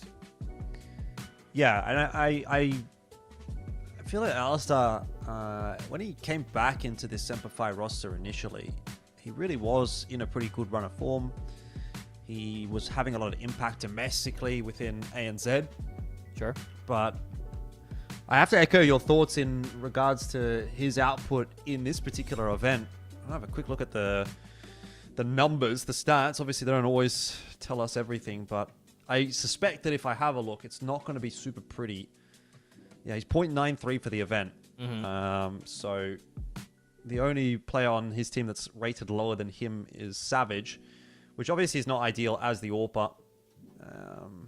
think he's been having a rough one. And again, I don't know if maybe that's partly influenced by the ping issue where he can do really well domestically in ANZ, but then go and play in these Asia-based tournaments and have a little bit of an extra delay. Does that hurt the AWP a little bit more? Maybe.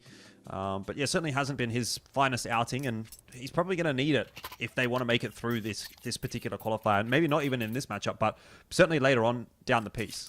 Yeah, it's strange because I think I'm with you and many in the region in saying that Semperfi is the best Australian team, bar or OS-based team, bar a team like FlyQuest. But there's certainly room for improvement. We're not, there could be more impact from several of the pieces. Keen seems to be kind of a be-all and end-all piece for Semperfi. And should anybody else show up, then we've got a real game on our hands.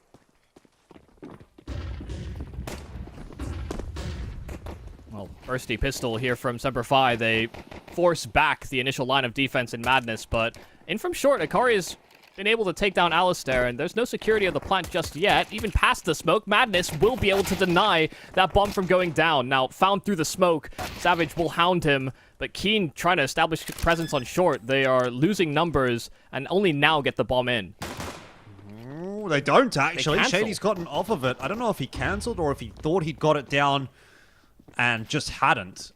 Either way, that pressure is really starting to creep in on these Semperfi players now. Oh, Shady, good kill, important one. They know there's a player up in apartments as well. I wonder if there's a world where they could have tried to slip away into market. It doesn't seem like an option anymore. Fufu and Twinkie will start it off nicely for Unsettled Resentment. They get that pistol in the back pocket. Yeah, Shady got so far into that plant.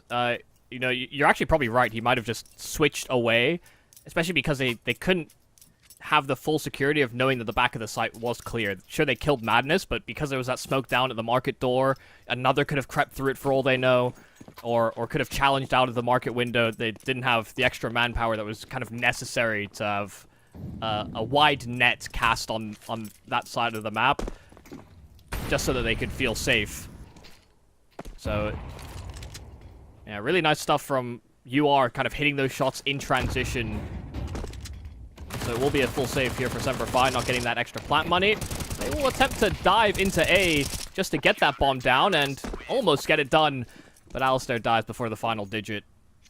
So it will be a flawless anti-eco.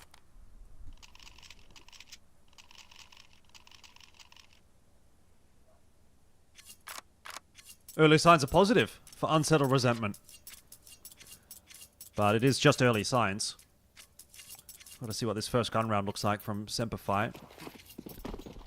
So, bit of mid control maybe based on that util. A bottom con smoke and a window smoke.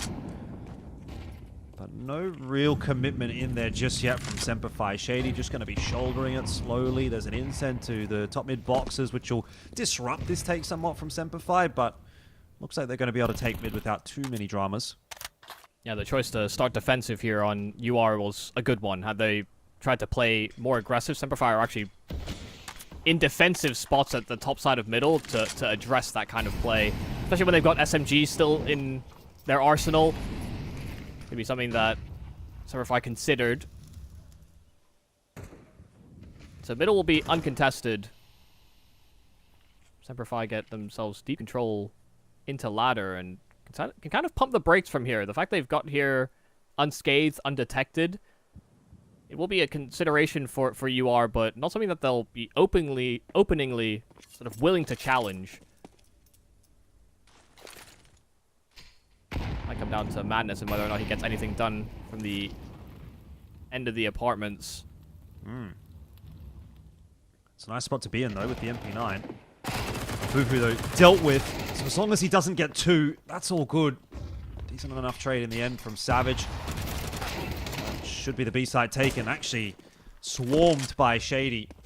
As he gets himself another entry, and that is Semperfi to, you'd imagine, pick up their first round of this map. It'll be a little bit back and forth early on in the piece, which is somewhat a little different to the starts that we've had on both Ancient and Inferno.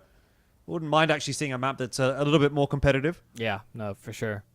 I have to give a little shout out to Savage, just in his micro decision there. You know, him and Valiance get caught off guard completely in the apartments, and You know, there are many moments where you are wanting to swing shoulder to shoulder to guarantee trades, but when it's in a spot that's up close and personal like that, 5-7, MP9, and you're not prepared for the fight, forcing the duel when you have teammates coming up short actually is the wrong play. So by Savage sort of tucking and waiting, he kind of knew that Onus was on Madness to push forward into him and try his best to hound that duel down. Because if he didn't, he was going to get shot in the side, and you know that fight into the bomb site itself is not great, especially with an SMG. So just a small micro choice that goes a long way, because had Madness gotten that second kill in the apartments, and had Savage swung sort of haphazardly, things could have spiraled out of control.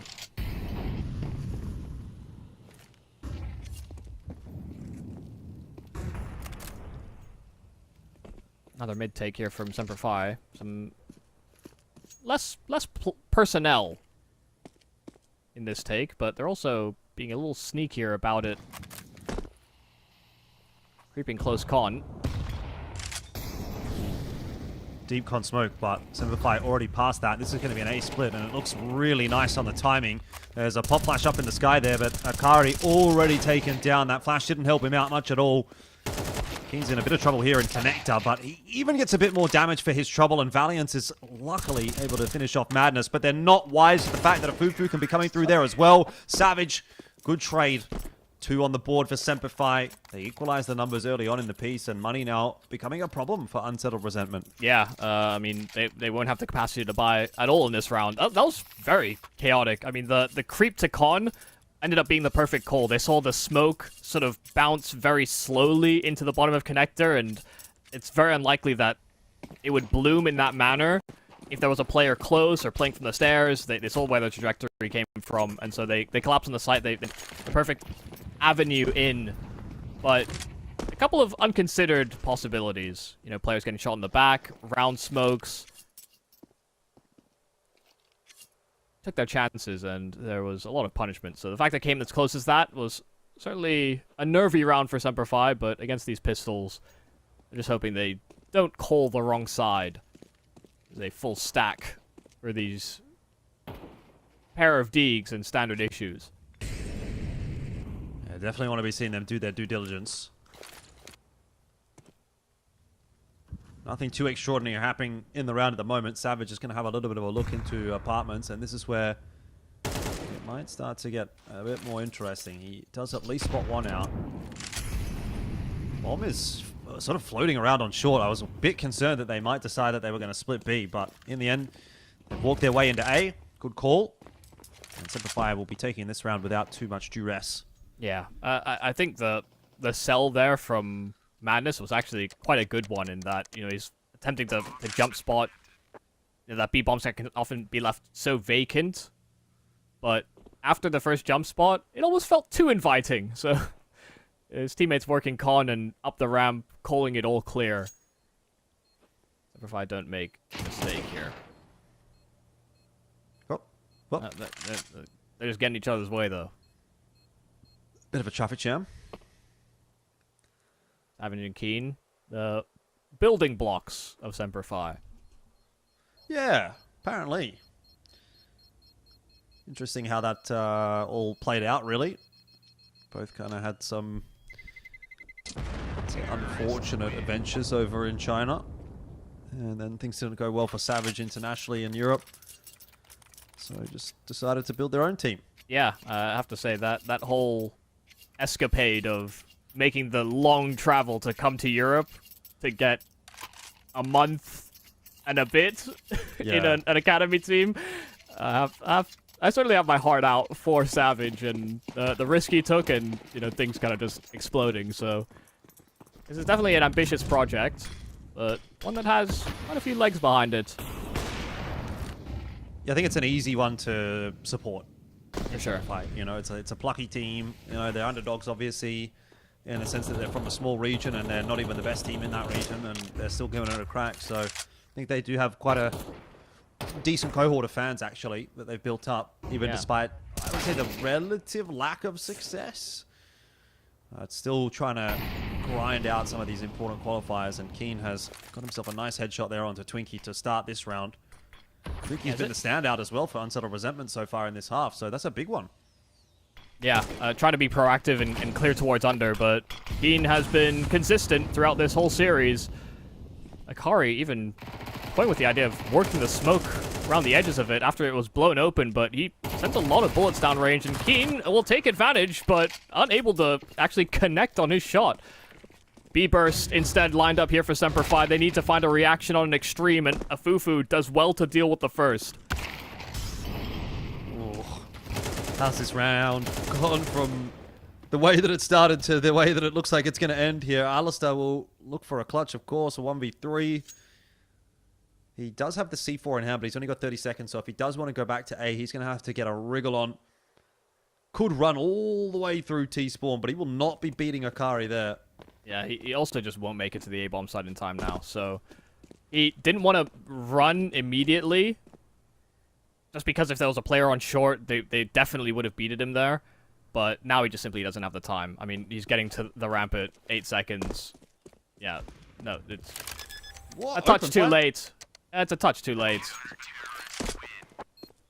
That's Even really with the attempted open plant. Yeah, he needed to take a risk, and you know, the justification is certainly warranted in the route that he takes, and even just how silent he is. But almost needed to take his first step that fraction of a second sooner. Yes, yeah, definitely. I mean, look, in hindsight, it's easy to say.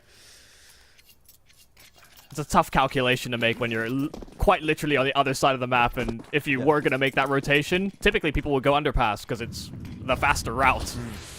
I think even if he gets there in time, though, the swing surely just comes through, right? Sure. There's a player in jungle. There's no reason for him not to have a look if the bomb plant's going down there. And kind of needed the extra second, 2 seconds maybe to maybe just get round to the other side of default. Correct. So pretty doomed round in the end there for Semper Fi, despite a good start. And Unsettled Resentment are right back in the conversation here. Got the AWP in hand for Slayer as well. He had a pretty good map on Inferno, even despite the loss. And you'd hope for Unsettled Resentment that they are going to be able to get some good value out of him here on this map as well.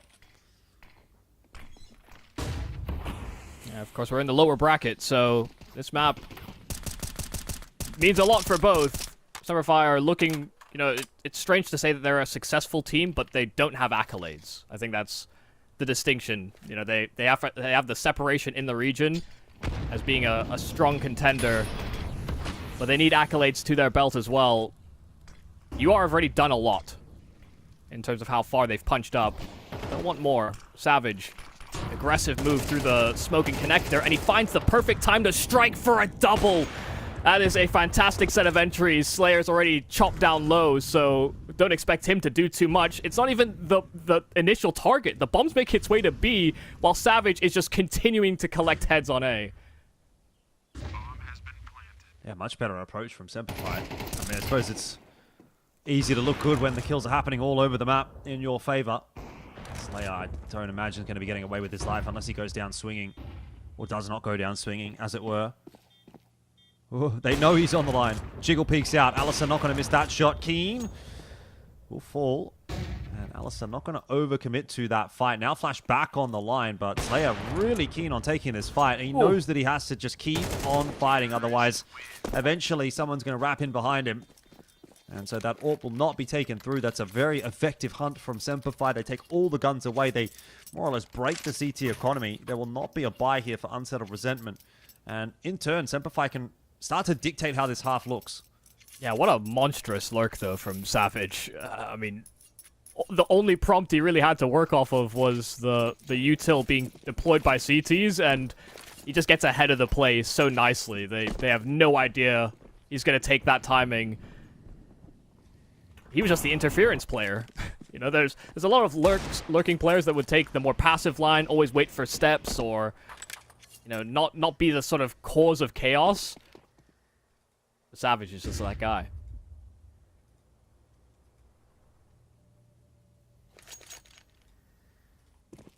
Second time they've called a B stack on an eco. Will Semper Fi think that they dare run it twice? They're being more active this time. Tag from Alistair. Grade's going to go through as well. They're seeing a lot of bodies in apartments, though, and that should surely be dissuading Semperfi from any interest in that B site. Alistair with the bombs on his way to A. They just don't have deep control on this A-bomb side either, so even with them sussing out that this is a stack, they could anticipate a lot more players than are actually present. Wonder if Twinkie can get up to something special here with the Deagle. Just waiting, biding his time quite nicely. Oh, bit of a whiff. Eventually got it onto Shady, but came through too little too late. Easy trade for Savage. Bomb plants going down. Valiant looking for information into CT spawn, but there are some kills coming from these Deagles. Probably not enough to trouble Semperfi at all.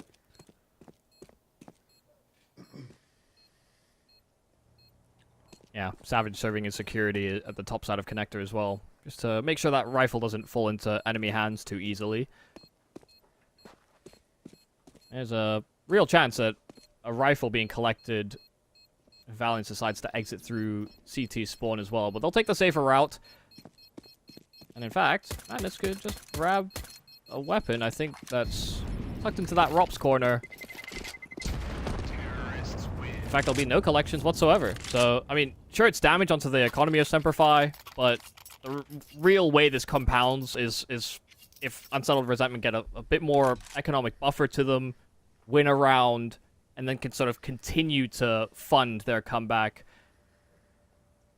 Semperfi are just going to be satisfied that they identified the stacked site and found the weakness. It's definitely been a much closer first half, a bit more back and forth. It doesn't really give us an indication exactly where this map is going. I think at this point, in some of the previous maps, we would have already gone, well, you know, this is Semperfi's map, more or less. Or this is Unsettled Resentment's map, just based on the eye test, but also based on the round scoreline. Here, yeah, Semperfi are definitely looking better, but it's not by such a dramatic margin that you can say that this is a foregone conclusion yet. Unsettled Resentment look like they're good enough at least to put a few more rounds together this half, and you can really change things up off the back of a half change as well once Unsettled Resentment moves over to that T side. Who's to say the status quo will be maintained?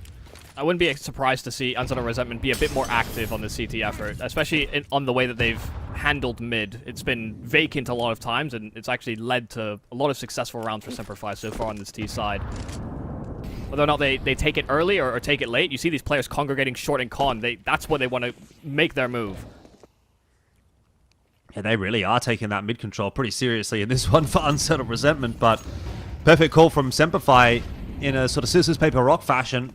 They just decide they're going to walk out A when there's no defense over there. So, good read, good call from Semperfi. Smoke's gone down into con, jungle, flash over the top, Savage taking space. Bomb site secured. Now it's just to get the plan for Semperfi, and that is going to be too easy. Really good call for Semperfi, and it's just about executing on this round, which doesn't seem like it's going to be too troublesome at all. That's a really, really positive sign for Semperfi, the way that that round has played out. Yeah, it's perfect recognition as well of the deficits that you are currently facing. And sure, the scoreline is quite close, and, you know, there's a couple rounds where you could have seen it swing the other way, but the major stemming problem for UR has been their complete absence of control, and constantly sort of having to react to what's happening for these executes. And so Semperfi kind of recognize that and, yeah, just go for a more committed take.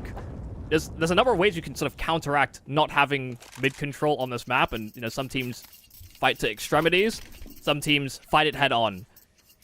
And Semperfi made the right decision in leaning to one of those extremes. Because by the time they got into A, I mean, it was basically wide open.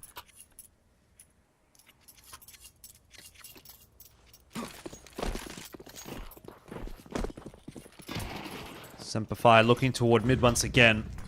Frog smoke, con smoke, window smoke, everything smoke. Semperfi walking their way out middle, flash into connector. Shady not messing around at all. They know this is going to be a weaker buy from Unsettled Resentment, so they're going to try and put some pace into this round. Slayer has got Shady with that AWP through the smoke in con, and that might throw a spanner in the works for Semperfi, because Madness has also chimed in with one. Molly's dumped deep onto that B bomb site. Will dislodge Madness, but there is rotations across. maybe not enough of a rotation because Semperfi are in on the bomb side. They're into market. Slayer should be a dead man. King's got no idea. Where did he go? I think that's what Keen was wondering. And now Savage is in the 1v2. Bomb is up in apartments. That'll be a problem. That round has been absolutely chaotic, and it has fallen largely in the favor of Unsettled Resentment. Savage has been a hero. Akari round the corner, and Slayer, half HP, down to a USP. He still overpowers him. That is a key clutch and a 4K for Slayer, where Semperfi make a pacey call, but Slayer gets up to some absolute magic. How did he disappear like that? I mean, that, but also the kill from Con into short. I don't know if maybe there was a hole in the smoke, or did he have a grenade that he tossed into the smoke? Somehow he gets Shady working his way up short, and that's where that round actually really did start to slip for Semperfi, because you don't have that sort of two-pronged approach at that point anymore. Timing was great there for Slayer as well. Yeah, another attempt. Yeah, things get a little bit more dicey now. Leaning away from that pace here on Semperfi. They, in fact, managed to re-smoke in window. Top con Bloom as well. And a small gap that Twinkie will exploit. Manages his kill with only losing half his health. They're just kind of trickling in here. Yeah, what could have been? This half starts to feel like it's way closer than Semperfi would like it to be. Akari here in Sandwich has a lot of work to do. Molly will force him into the crosshair of Alistair, but the fire gets the job done, and this round very much still on offer for Semperfi. But Shady is making a lot of noise. Madness, if he doesn't catch him, at least knows where he's coming from. And might get him eventually as he picks that pace up. Oh, Shady is so lucky he has not slowed down there at all in T-Spawn. But this will still be a problem with a fast flank in T-Spawn that Shady is just not going to be prepared for, you'd think. Yeah, neither of them should be.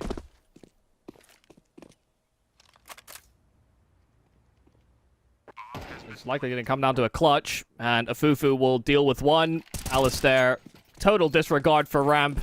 And Madness just kept on the toes and on the back foot of Semperfi there. Finger on the pulse in that round was Unsettled Resentment, but a couple chances right back.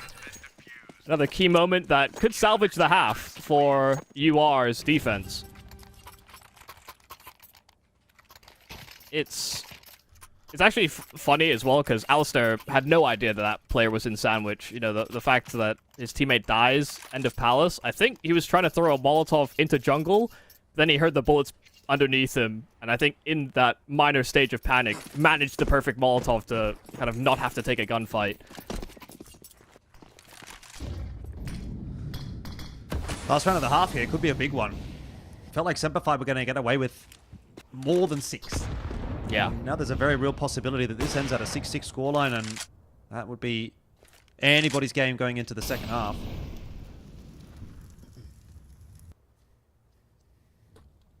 UR have been getting outmaneuvered for a lot of this map, but they're now finding ways to plug the gaps, and it has come off some of the multi-kills of Slayer and Twinkie. That's not good. Not good for Semperfi at all. Twinkie, Slayer, Afufu all getting involved. A massive crossfire in middle. And Valiance will try to save the day with the Deagle, but even then, had he got that kill, it was not going to happen. 6-6 the scoreline. We are evenly poised in the final map of the series.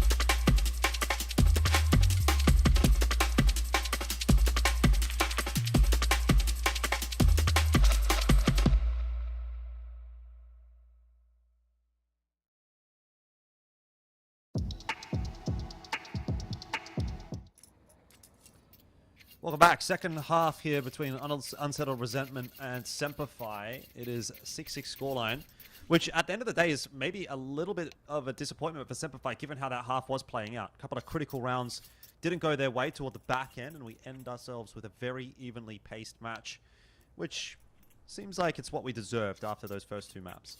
Absolutely. And, you know, we can say that Semperfi were leading, and, you know, the way that they were winning rounds did feel out-positioning. They were finding big APJs. They were making great calls. And the ways that UR were actually kind of pulling through outside of maybe the last couple of rounds of the half, they were really kind of scrappy victories that actually did end up bailing them out quite significantly. But they've got to transition that into successes on this T side. It's where they did most of their damage on Ancient, and you imagine Mirage plays fairly similar. It's a simple execute, but the smoke at ramp is a curious tale. Don't imagine that's where it was supposed to go, and so they don't have a smoke to block out jungle, and Savage collects on one. This is the start you want as Semperfi, even if the bomb plan has gone down. The pistol round is looking pretty swimming at the moment. 5 on 3. Valiance, though, needs to check the corner and will do a good job of that. Cleans up Akari. Slay up low, a Fufu trying his best to get involved, but just not a chance at all. The USP headshots have been very good from Semperfi today. That is 7-6. Get the pistol round, but the job's not yet done. There will definitely be a force in here from Unsettled Resentment.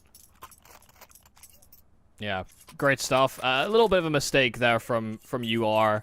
Just the fact that they missed that second smoke. They could have established safer control of the site proper, as well as maybe taken deeper territory as a result. But because they were losing numbers and because that smoke wasn't down, repositioning and setting up into afterplants just didn't seem as feasible. And they still will move into this next round with not even really a buy, just deagles to leverage that extra bomb money. And you could punish Semperfi being aggressive.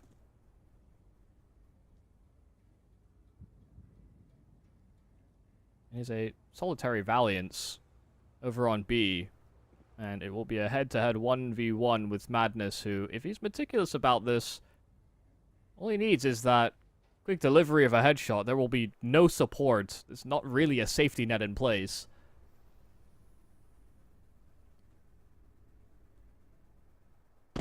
And now Savage makes his move back on over.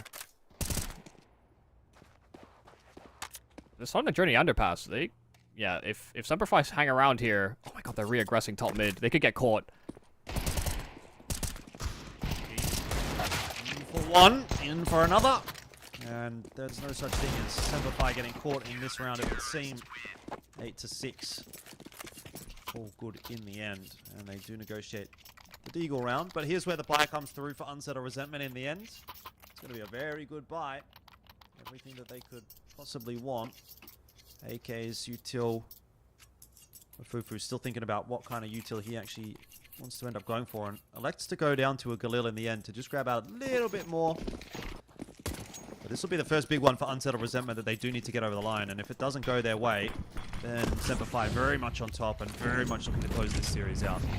Semperfi trying to be aggressive immediately. Mid was their boon on that T side, and they're trying to establish some dominance here on CT2. Damage is good downrange, but Keen takes a brunt himself. So after that initial volley, that hail of bullets, Semperfi will retreat and cede this position. They're starting to reposition a number of players. In fact, it seems to be a very committed call to be. And you are currently gravitating that direction too.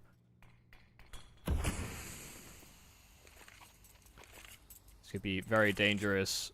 This is effectively a blind call, but because Alistair has retained ramp control, they are effectively playing retake A, but they could have all their players in the right positions here. Shady, first kill to contact. Molotov will flush him out, but Bomb is starting to make its way back. They're not convinced. They're not enjoying the idea of continuing towards this B site, even with all the smokes that are down. Savage does get his key kill on short. And remember, they still have this contingency plan.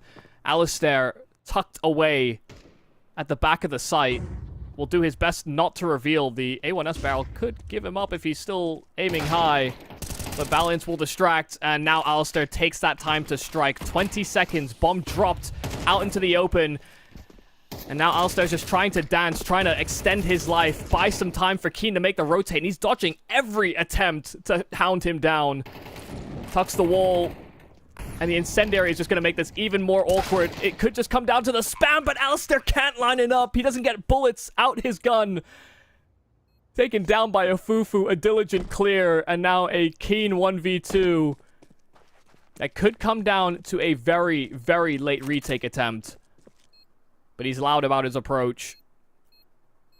And it will be watched. A 3-2-1 swing, I think, planned for UR.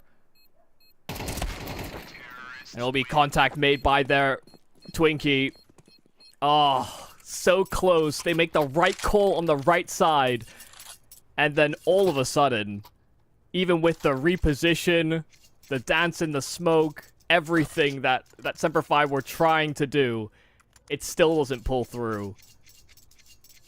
It's another heartbreaker round for Semper Fi. You are almost just fell into trap after trap. And yet the hunted became the hunter.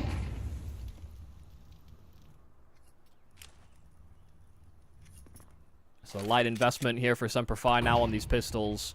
A flash deep. Does catch a Fufu. But he tucks away. Good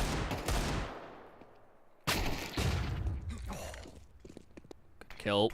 That was the forward presence, and sure, rotates will be coming, but not a whole lot that you should have to be worried about. Using every piece of utility that they have, every advantage they can leverage. The SMG of Ikari taking that space. And the plant will be uncontested. Yeah, 5-on-4. It's going to be a tough one for Semper Fi to make happen. Obviously with the pistols in tow as well. They look like they're going to give it a bit of a crack here and see what they can do. Maybe just give Keen a little bit of a chance there in Palace to try and work an angle. If he could get anything done, there might have been a, let's say, a snowball's chance in hell. But with the 3v5 now, I don't really think much is going to come through. Giants did well with that USP, but Unsettled Resentment definitely showing us enough on this T side now as well to start to really make this one interesting. This feels like it's going down to the wire. Semper Fi obviously going to have to be very careful with where that economy ends up as we go deeper into the half as well. So I think we're set up for quite a banger finish. Yeah, this game has been a bit streaky, I have to say, you know, from the opening pistols to conversions, first gun rounds being won by T sides. You know, the push and pull has been one that has amounted to these minor snowball effects. No one's quite wrangled the game entirely. So Semper Fi will look to address the problems they feel like they're experiencing, because, to be honest, I don't even think the approach has been particularly weak. They've been trying to be aggressive. They've been making sure that on the default, you are not being given loads of space to operate around. And yet still some of these rounds are falling between their fingertips.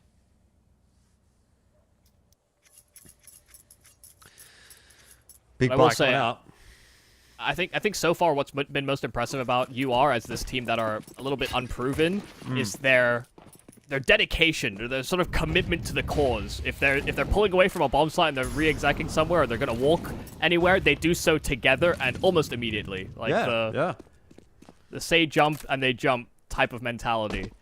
No, I've been very impressed with what I've seen from Unsettled Resentment in comparison to my expectation, right? Like, my expectation for this team was they would get absolutely nothing done. They've beaten Huns, they've beaten X-Talon, they're really taking it to Semper Fi as well. Like, these are some serious teams that they are really challenging, and maybe not in this round. They've tried to walk their way out onto A, and they've just been blitzed by the A hold from Semper Fi.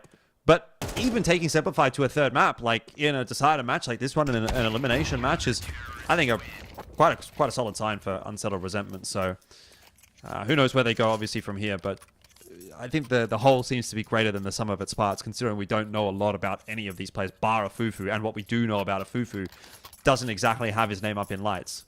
Yeah, and it was, limited exposure, limited time period, and also not given great roles. So it didn't paint him in a particularly flattering light. Looking a lot more fit and finished on this team, though. Another timeout being used. It might be a ping pong show of timeouts at the end of this this game, just because it's do or die. It's sink or swim. We're in the lower bracket. No more safety nets. Tech9's out for Twinkie. So not a perfect buy for Unsettled Resentment, but definitely enough to get by. Although if they're going to try that A hit again, maybe they're going to need to rethink that one.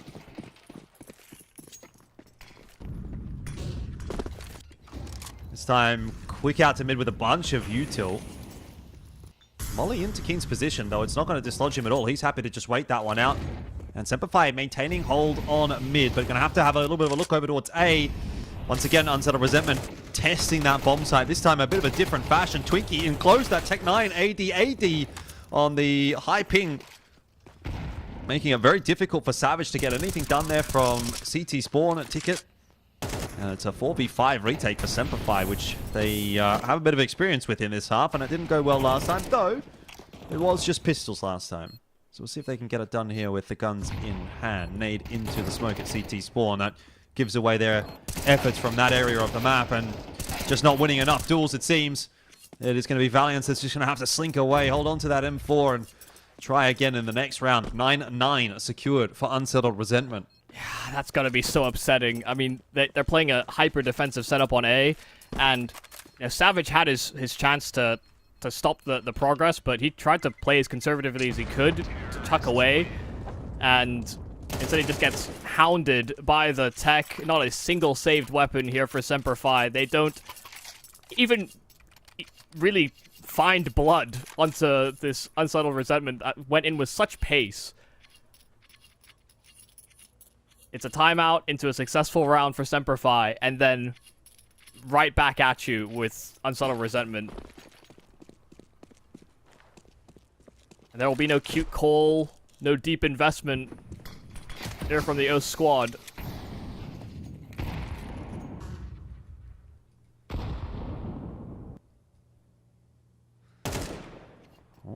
Twinkie spots Alistair, and he's going to scurry away. Very spread approach from Semperfi here. No stack. So I can't really imagine that there's going to be too much success for Semperfi in this round. Typically, when you have a buy round like this one, you're not really going to be getting it done by a default in terms of a hold. It's often going to have to be a stack on a site or a push somewhere. And it seems like Semperfi are starting to cotton on to that as a possibility. Maybe go towards that A bomb site. They've started to congregate their forces over towards A and middle. King here with the P250 is not going to have the success against Akari. That's the kind of fight, though, that if he wins that, picks up that AK, this round changes completely. Yeah, especially with how spread they were, right? It could have compounded into a greater issue, but the bomb is actually trying to make its way back over to A just after they've thrown some presence inside of the apartments. They're reading it right. I mean, Semperfi have started to clamor in for middle. They know that Akari is weak inside of the ladder room, and so they do overpower him in the end. He manages another kill. Alistair, good spot, and yeah, it's another weapon recovered. Back to 3-on-3, where there's now 2 rifles in the arsenal, and Shady, a chance to cancel the plant, but it's simply not enough. And now Twinkie is finding all the heads of Fufu. Damage good at the top side of Connector, and while Savage has been a hero, that's a little too much. Double digits first, found by Unsettled Resentment. That's the lead. And that'll be attack timeout coming through from Semperfi as well, who really are starting to feel that pump. The money is getting low. They're down 9-10 now. Lost bonus hasn't fully built its way up. They are going to get a buy through here, but no head armor. Defuse kits are lacking. Util a little bit lacking as well on players like Alistair. So the cracks are starting to show for Semperfi here, and when it gets into these high pressure moments, can they find a way to dig deep?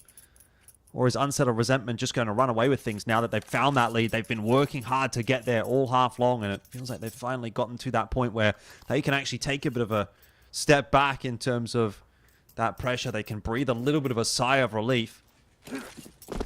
And now focus on themselves rather than just trying to play catch-up. Big round coming up here for Semperfire. A loss in this one might be their chances at the ESL Pro League Season 22 close qualifier going up in dust. Another aggro mid call here from Semperfire, and they do secure space for Shady at the top mid boxes. Deep Flash, the two Latvians clearing things entirely, but it's a far more committed call here for Unsettled Resentment. Very B-heavy. It's retaining mid as well as an A-lurk.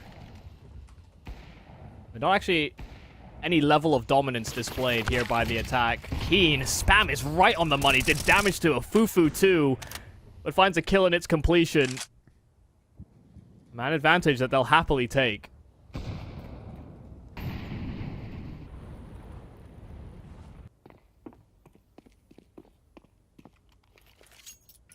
This is where I'm expecting the importance of Twinkie inside of Palace to really rear its head.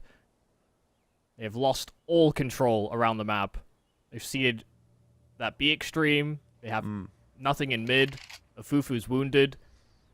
They need a crowbar, someone to serve as one into a site. Yeah, they need a miracle. They're doing it with one smoke. Maybe it's just off the back of a Fufu hitting a nice entry with this AWP, but who's he going to hit the entry onto?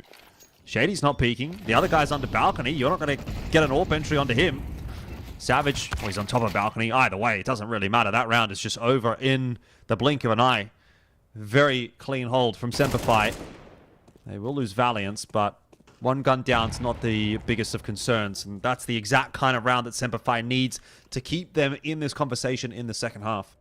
Yeah, and just key feature, key choice is that they took the fight to Unsettled Resentment that were looking to work in extreme and maybe go for one of these slower execs, which is them trying to adjust their pace in anticipation of what Semperfire are up to, but without the presence around the map, it's just simply not going to work. They've been doing a lot of great work in sort of the early stages or the late stages of a round. It's the middle portion where they've, I guess, mainly struggled to find any success, and even after Semperfire were aggro and, you know, basically not being given duels, they're still... Keen's still somehow able to fish away a kill with his spam in the underpass. It's been a high hit rate on timeout into round win so far in Mirage. This double AWP is a curious choice for Semperfire. You know, of course, the AWPer, in-game leader, kind of everything player prior to Alistair's joining.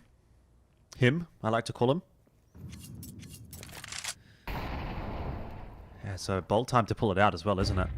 10-10. Yeah. Changing it up. But not something that Unsettled Resentment have really seen at all in this series. And frankly, it's not something that Semperfire actually lean into that much. I am a little surprised by that, to be honest. I think Keen is quite capable with the AWP in hand. But it might not matter here as we're going over towards B. Shady not coming into play yet. Valiance has actually been able to get himself two from up on the Apps balcony. Savage is waiting from bench. Did fire off a shot which gave away his position, but he's surviving by the skin of his teeth. And the same can be said for Valiance. They just fight in tandem. Fufu gets work done over on A, but he does not have the C4. And Semperfire will be claiming the lead once again. They're going to go up 11-10. And they themselves now will be wiping their brow as they can take a little bit of a sigh of relief. Yeah, no, absolutely. And, you know, just before that hit came in, I did also realize that, wait a second, they have a double AWP setup on this CT side. And you mean to tell me that both of those AWPs were on A? You know, how often do you see a double AWP A setup and a 3B hold? Surely one would be B, right? Like a bench or in apps or... B, mid, you know, locking down a key position, but they were both... Yeah, it's kind of crazy that they decided that's all they needed. Especially when they've been so execute heavy. Have they executed A, smokes down, AWP close, you know, you're gonna get traded, or you're gonna get ran down at some point. But they dodged that bullet. You know, they had 3 on the right side of the map. Money's pretty bad for Unsettled Resentment here. So, just gonna go for the hero AWP. See what a Fufu can do with that one. He's gonna eat a massive chunk of damage from the grenade. And Simplify would be more than likely to get to 12 off for this round, and that is really a problematic situation for Unsettled Resentment. Their money's obviously all over the place. They will be able to get a buy next round, but it's definitely not going to be perfect. Fufu down to 250. It was, what, 2.4k loss bonus, I think, for Unsettled Resentment. So it's getting a little bit goofy at the back end of Mirage here. That is, of course, assuming Semperfi wins this round, and with Keen pushing out of apartments all the way into T-Apps, Unsettled Resentment, once again, losing a lot of that map control on this T side. Yeah, and even with just Keen's aggression, Valiance is still inside of the underpass as well. They did a coordinated double move to B, and they find the bomb, a couple of headshots, and that will be all she wrote. They can even go and recover that secondary AWP if they want to. Valiance just collecting heads. A 4K for him against the pistols, and the double AWP in employment here for Semper Fi. What will be the last set of chances for Unsettled Resentment to force an overtime? You get the sense that Semper Fi might have just done enough. But as is often the case in Counter-Strike in this region, you can't really rest on your laurels, right? Things that are very unexpected do happen a lot in Asia. Obviously, attack timeout here for Unsettled Resentment. They're going to get a buy through. Afufu's going to have to go down to maybe a Mac 10, Tech 9, what have you. We've got a Tech pause out now as well, as is ever the case.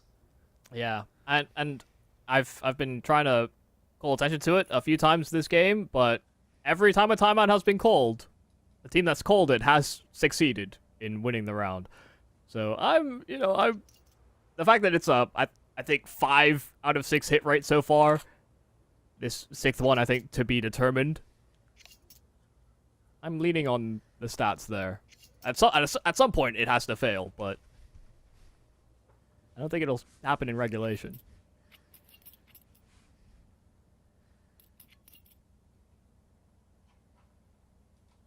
It's kind of an anticlimactic end to that tactical timeout, considering I was really hoping it would just transition straight into the point with this technical that now plagues us. Yeah. But we have been quite lucky throughout this best of 3, though. There hasn't been really that many issues. Yeah, in this BO3, it's been good. I was having a conversation yesterday with Mac about this, though. We were saying, like, why does the tech pause always happen at, like, round 12 for one team? And then it happened the next 2 maps in a row. I really don't understand. It's like monkey's paw, you know? You get to the end of the map, but, like, not really. Yeah. I think what's curious is that I've been on the other end where I've played in like open qualifiers and had to, had a client open or something that I haven't opened in a while. And, you're scrimming the day before and you just think, it'll work. Everything will work fine. I could show up 15 minutes before the game, get my deathmatch in, and then show up. And then things just break sometimes. And I always think in hindsight, should have come back sooner. But hasn't really been a problem. Also quite a short delay.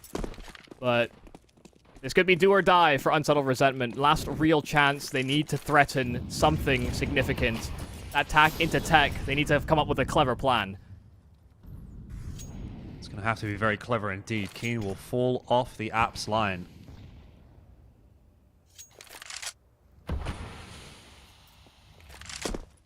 And so that allows Unsettled Resentment to push their way up through. I think I said apps. I meant Palace. But either way, there's been a bit of a push out on apps too. And that is going to catch Valiance off guard. Not a great round for him to be going down like that one. Shady, though, still lurking around on this bomb site, confirming that that T player has not got out on B. So Semperfi don't have to move off A yet.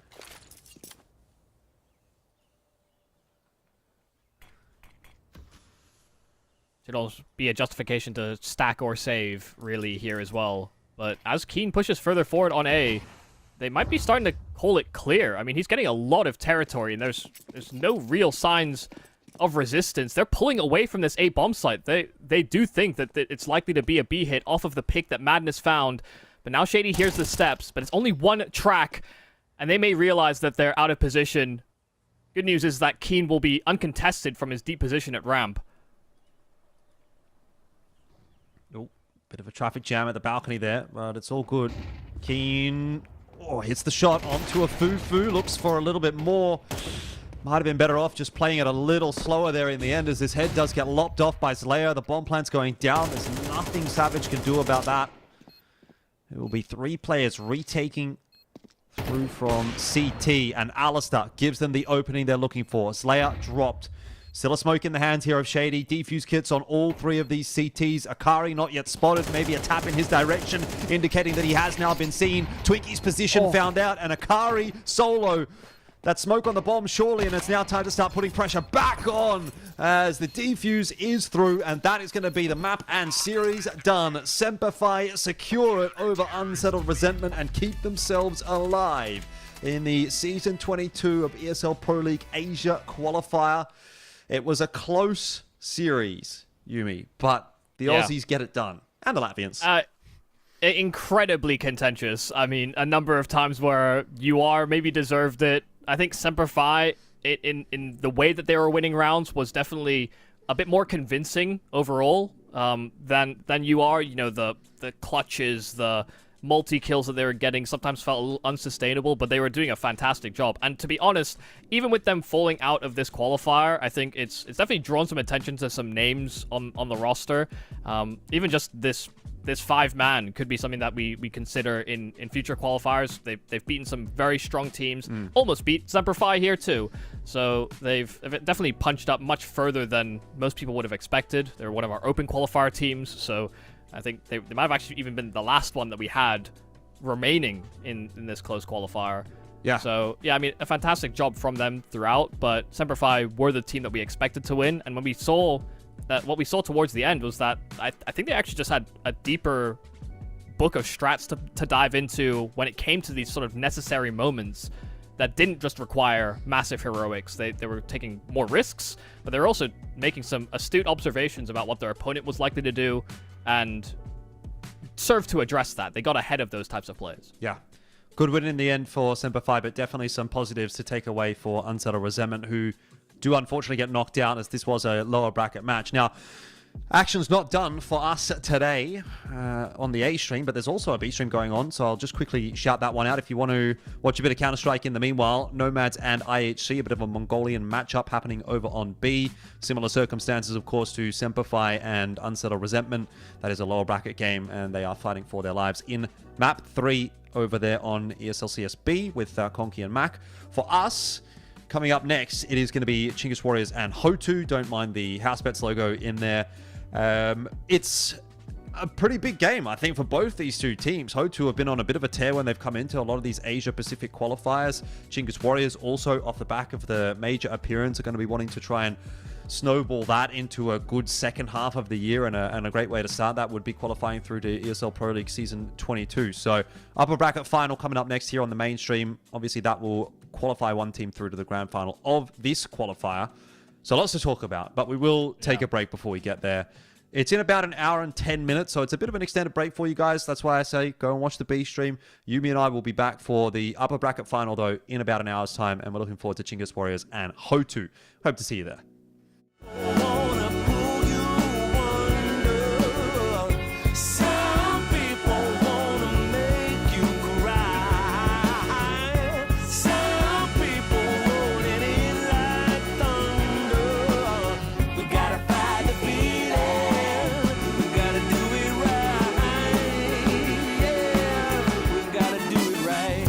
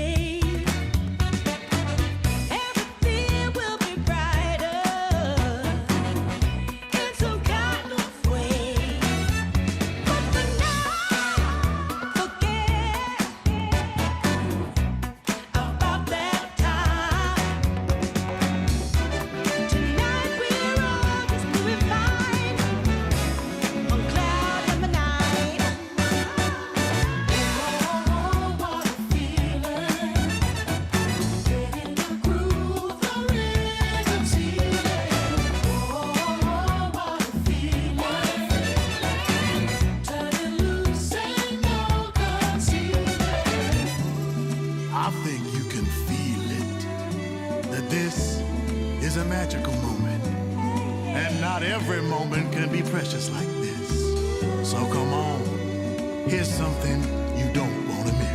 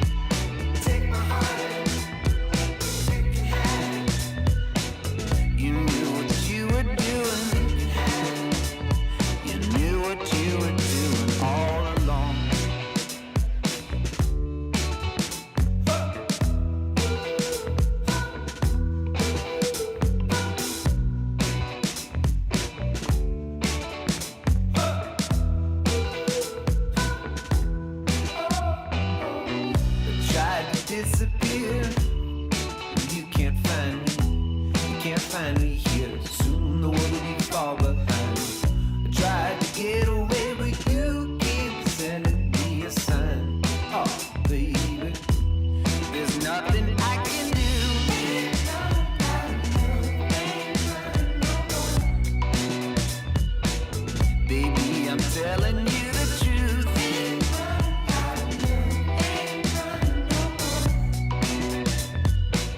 You always keep me on my toes.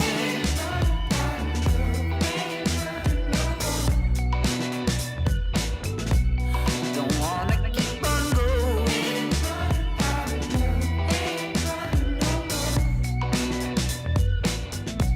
If I can't be with you, take my heart. You knew what you were doing. Take my heart. You knew what you were doing all along. Take my heart. You knew what you were doing. You knew what you were doing all along.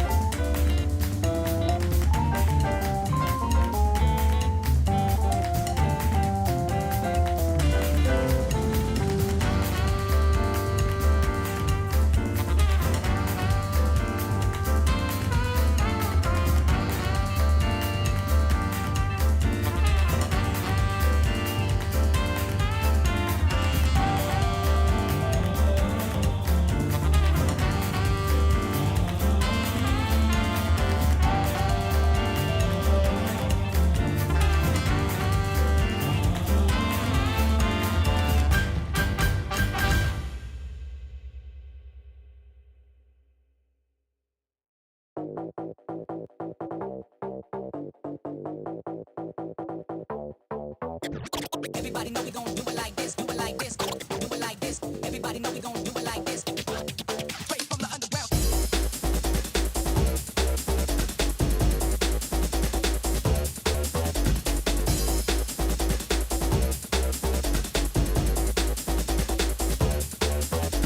Everybody know we gon' do it like this, do it like this, do it like this. Everybody know we gon' do it like this, do it like this. Straight from the underground. Everybody know we gon' do it like this, do it like this, do it like this. Everybody know we gon' do it like this. Straight from the underground.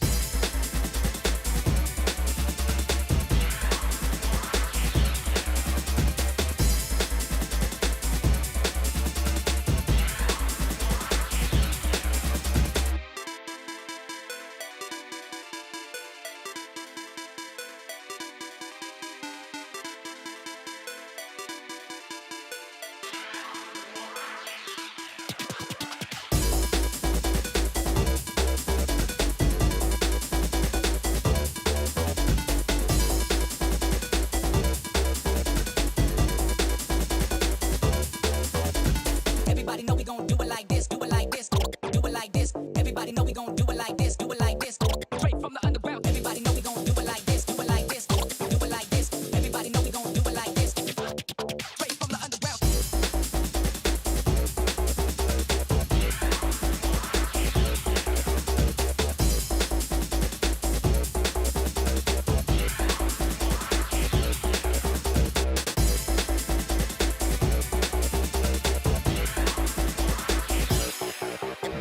Everybody know we gon' do it like this, do it like this, do it like this. Everybody know we gon' do it like this. Straight from the underground.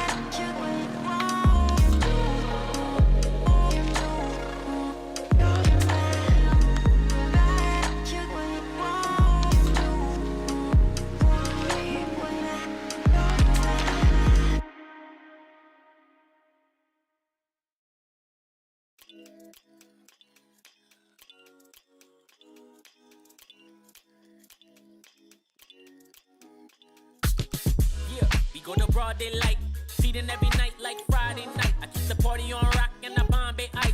Gotta see stars like Broadway lights. I told a baby girl, you don't gotta kick it with the daydreamers. You can skip the line, I'm the gatekeeper. Plus I got the crowd going crazy, dance floor blazing up, going.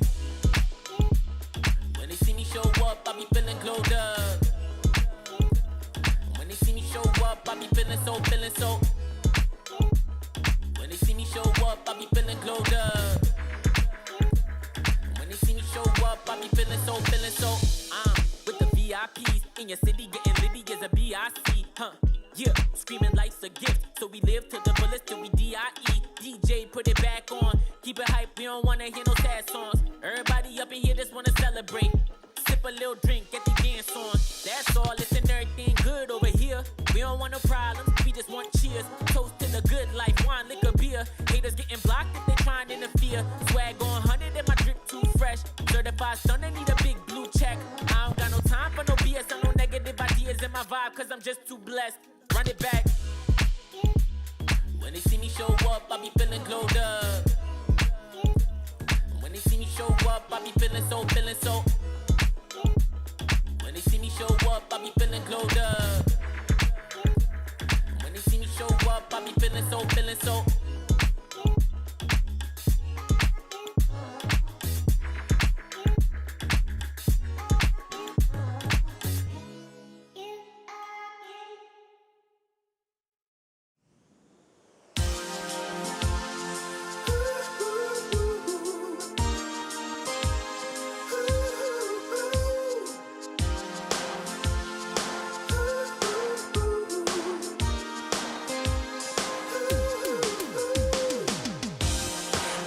Some pretty angels who always threw something away.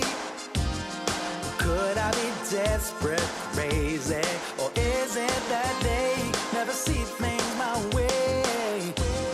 Around the world keeps turning, waking up day after day, hoping to change my story, or maybe see things in a different way. Maybe if I took a chance and got out of my way, a different point of view would maybe change the day. Gonna find somebody who's gonna treat me right. I know they're out there. I won't give up the fight. No, gonna find somebody who's gonna treat me right.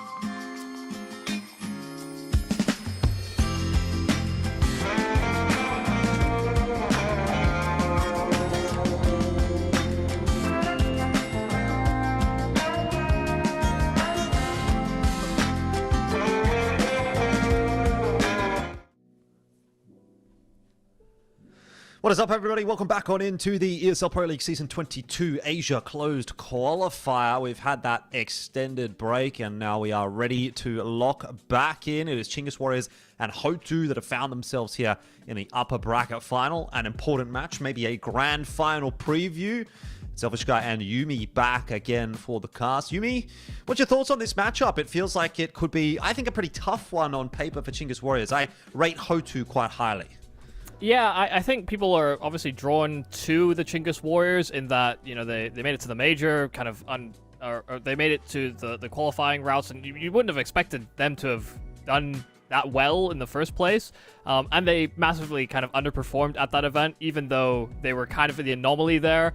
There was a lot of expectation still, and now they're moving in with a roster move where they've lost one of their more important pieces, and they're having to sort of plug the gap with BKZ Cursed, who, banger name, not as impactful as someone like Coolest. Meanwhile, Hoou have kind of plugged the gap on their team by kind of bringing in Frontales from Hesta, who was a very significant performer in that team, so I really feel like Hoou have all the advantages firepower-wise. Definitely. I think Houtou's going to be a really tough team to beat in this matchup for all teams. I would have Hotou as probably the favorite in this qualifier, in my opinion. But we'll see whether or not that changes up. I will just say BKZ, he actually looked okay yesterday for Chingis Warriors. So maybe finding his feet a little bit, but he's going to have a big day today. And of course, those riflers as well. eFire traditionally quite good on the pistols with that USP in hand and has started the day nicely here as well. But BKZ missing his shots. Now it comes down to Rooks and eFire, and they're getting some damage done. Again, another good shot from eFire. His first bullet accuracy is definitely something to be spoken about, but this round is not over. Hoou, drive-by, in middle, get rid of controls. They're on their way to A. Have to get more. eFire's already found 2 kills, but he'll need to try and challenge, and finds another fantastic shot. Lampada gets that bomb down, but will now be encroached on from both sides and has to do his best to isolate a fight, but as he does so, transitioning close temple, he manages the kill and can duck away.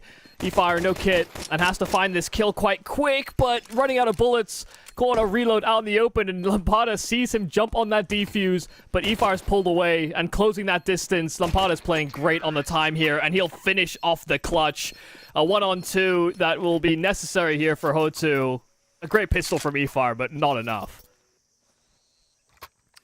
Yeah, that's a really rough sign that if eFire is going to get that kind of work done and the round is still not going to be converted, then there's something going up for Chingis Warriors that's going to be quite an issue deeper into this game. Yeah. Looks like we're going to get a tech pause quickly sorted out there in the end.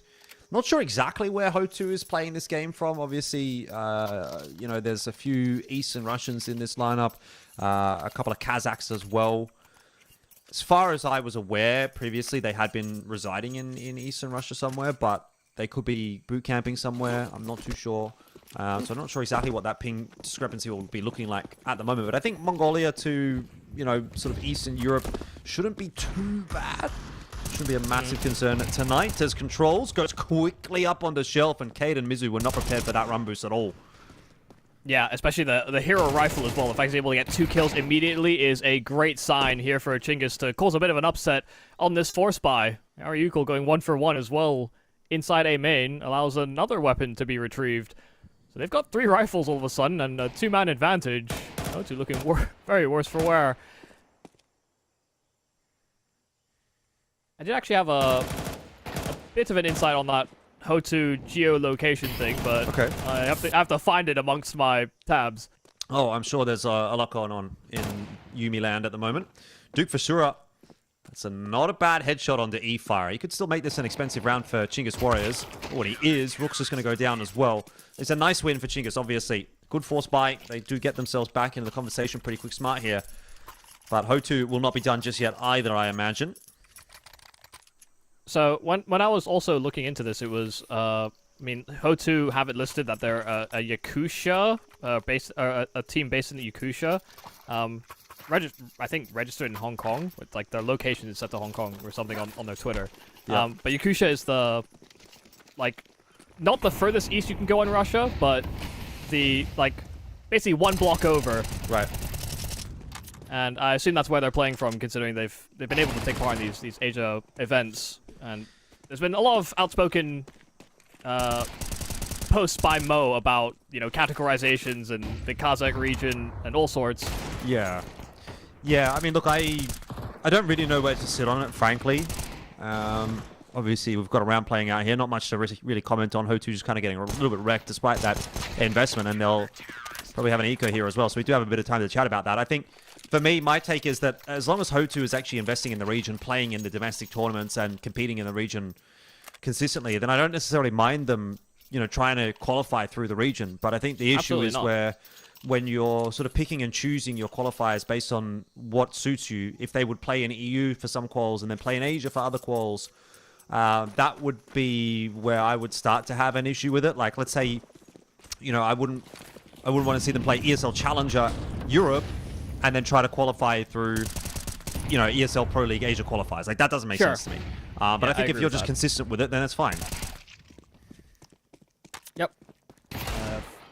No notes. Oh my god. Okay, that's a shot of note for Lampada. A chance to pick up a rifle or a weapon as well. It's an MP9. Not quite the reward he was looking for. What? But, oh my god. Don't let it happen like this. He's hitting everything. And it's like he's not even stopping. He's literally strafing and just killing him. I don't know if that's just, again, when we see it. It just looks like he barely stops. Yeah. Maybe a little bit of lady luck involved as well, but these shots are connecting, and it's definitely with its merits. Rooks has Not seen really the a shadow. way. Yeah. This is the bigger problem, though. E-Fire on the back, and Rooks can just find the kill with the SMG, which they'll be more satisfied with. But Lampada got a rifle, and he'll throw that away. Well, not making any secret of where he is at the moment, so just hoping for a fight. And he's going to get one. So, in the end, a pretty good recovery from Chingis Warriors to actually get this to a 3-1 lead, considering they lost the pistol. We know that they're a team that don't mind a bit of Ancient. I don't think that the veto's updated on HLTV, so I don't know if you remember whose map pick this was. I would imagine it was not Chingis Warriors map pick, because they didn't pick into Ancient in the previous couple of matches. I think they just leave it as a bit of a decider or a second map pick. Yeah, it's Anubis next, I believe. Okay, that would be a Chingis pick, I'm pretty sure. Yeah. Oh, it is. Yeah, it is updated. Okay, so yeah, Hoou did pick Ancient. Chingis picked Anubis. It makes sense. Nuke is the decider. It's actually the same map pool as what I saw Chingis play yesterday. And they weren't super great on Ancient, I will say that much. So we'll see if they can pull it together a little bit more today. BKZ with the nice kill there onto Cade. And once again, Chingis Warriors, this CT half is actually looking reasonably respectable so far. Especially if they can win this gun round and do it cleanly, then they're really off to the races, which, again, would be a little bit of a surprise to me, considering the game that we saw against Nomads. Very, very streaky, very, very messy on Ancient. It really felt like they got brought down to Nomads level.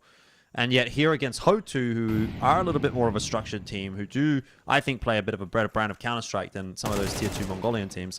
Chingis Warriors seem to be playing up to that level a little more so. So, see how that plays out. Bomb plant's gone down, 3-on-2 now. And big clutch required for Hoou. Yeah, the flank is quite quick. Have to get fully tucked. Lampada will move back to actually address it, and we'll catch the timing. There's more where that came from, more than just the one. E-Fire needed that kill, though, and he flubs his lines. He thought he'd finish the job before Frontalis was dead to rights. And so both will survive. An AWP is well recovered. Hoou manage out of a dire circumstance. I think they made very good plays there on the Chingis Warriors. They were active. They had containment. They had full understanding of what was open, and more than enough of a chance to win that round.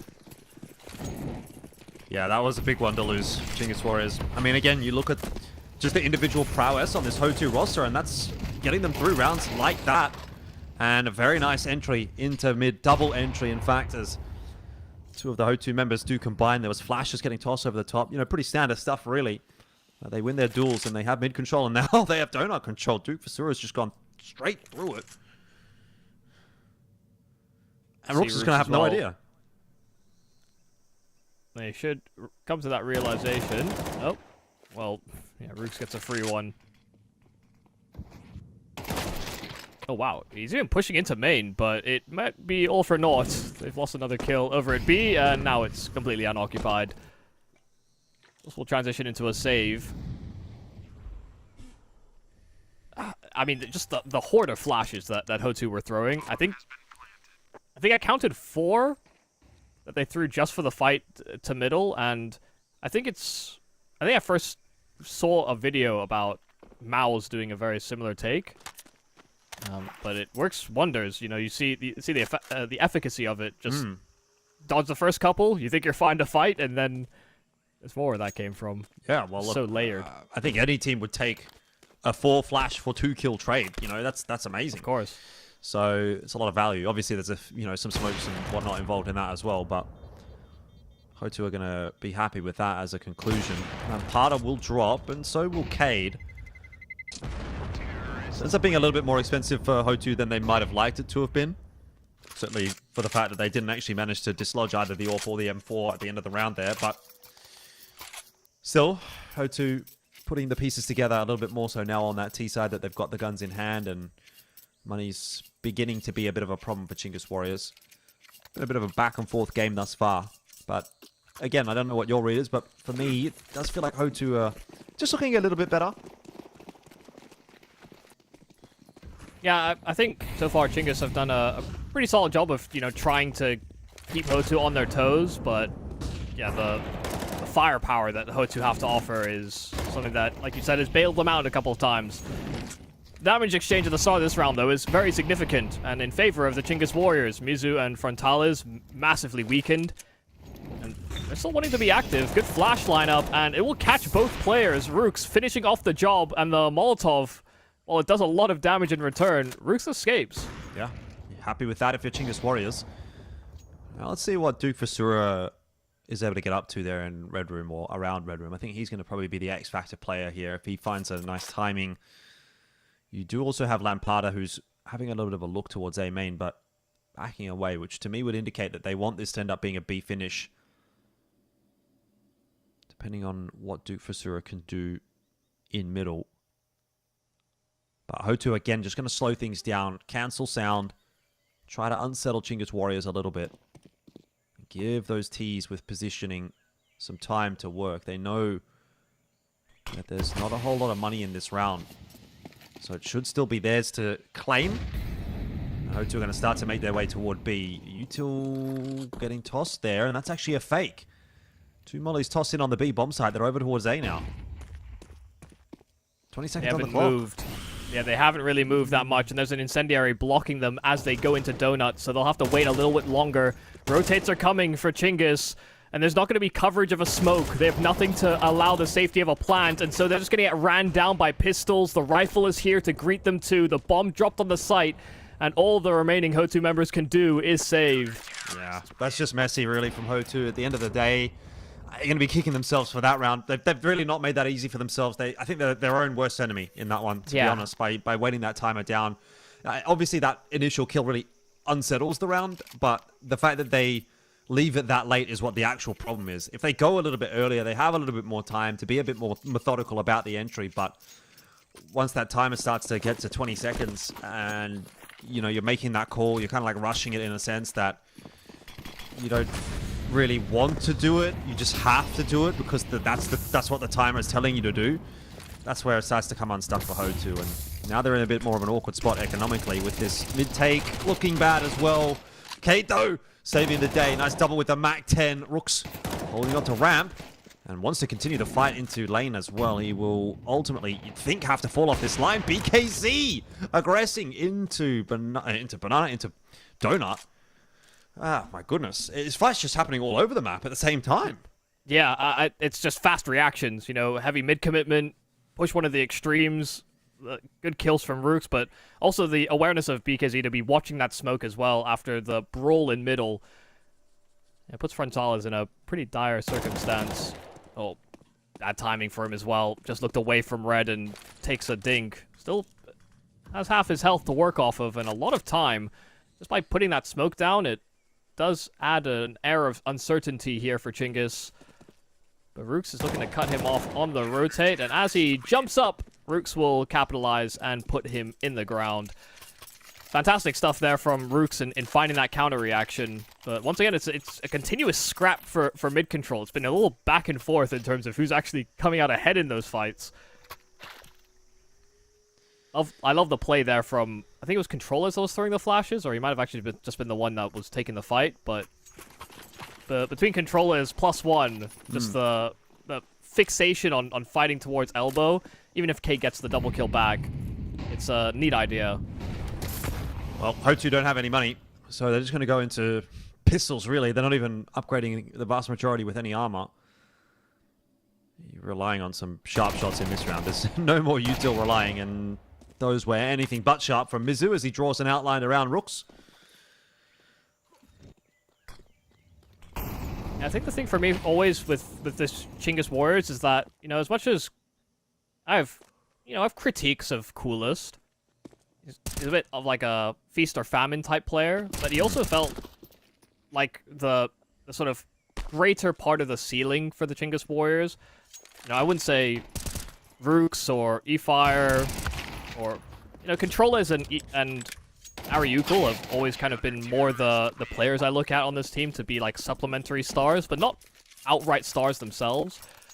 But maybe that as well is one way that you can unlock that potential is by bringing in someone that doesn't actually demand as much space. BKZ Cursed doesn't dictate the flow of a round. He's not often going to take ownership and leadership in those types of moments. And so maybe that does actually allow your riflers to sort of come to that realization themselves that they have to step up in those moments. And right now, like, Rooks is making a lot of those plays on one side of the map, which is a very promising sign for me in the development of the Chingis Warriors. It feels like they've taken a step back, but it might actually be necessary for them to do that, to take 2 steps forward. No, I think that's a valid point, and I would sort of echo those thoughts, in particular in relation to Rooks, who we sort of saw doing a little bit of that yesterday as well. He had a pretty good map on Ancient yesterday, 26 and 17. So kind of following that up again here with his 12-4 lead or start that he's got himself, and the lead that Chingis Warriors are starting to establish here, 6-3. I mean, I do find Chingis Warriors a very hard team to really place sometimes because, and I said the exact same thing to Mac yesterday, so the viewers are going to be thinking, this guy's just recycling the storyline, which is true. But I think it is still valid. Is that the Chingis Warriors are, on their day, a pretty good team. They have games like this where you've got your riflers hitting shots. BKZ, I think, is solid enough. And they look like a team that knows what they're doing. And then you'll, on another day, see them just do some absolutely maniacal stuff. And it just seems like it can be a completely different team on a different map or on a different day. And that's my concern, my issue with Chingis Warriors. And that's why I never really have faith that they're going to be a team that actually walks away with one of these kinds of qualifiers. Because, yeah, I think they could beat Hotu on their day. But let's say they beat Hotu today and they match up against them in the grand final. I still don't think I would go into that saying Chingis Warriors are the favorite. Sure. Oh. Yeah. E-Fire was the only man on this A-bomb site. Good bit of aggression at the start of this round over at B, but the reworking of the map from Hotu finds the weaker side and catches the key kill they need. This is more than likely going to just be an instinctive save here for Chingis. Didn't have the right read on the situation. Don't have the position. I would much rather give it another shot in a future round. I think I am with you on that sort of sentiment for the Chingis Warriors, that they are a tough team to back or believe in.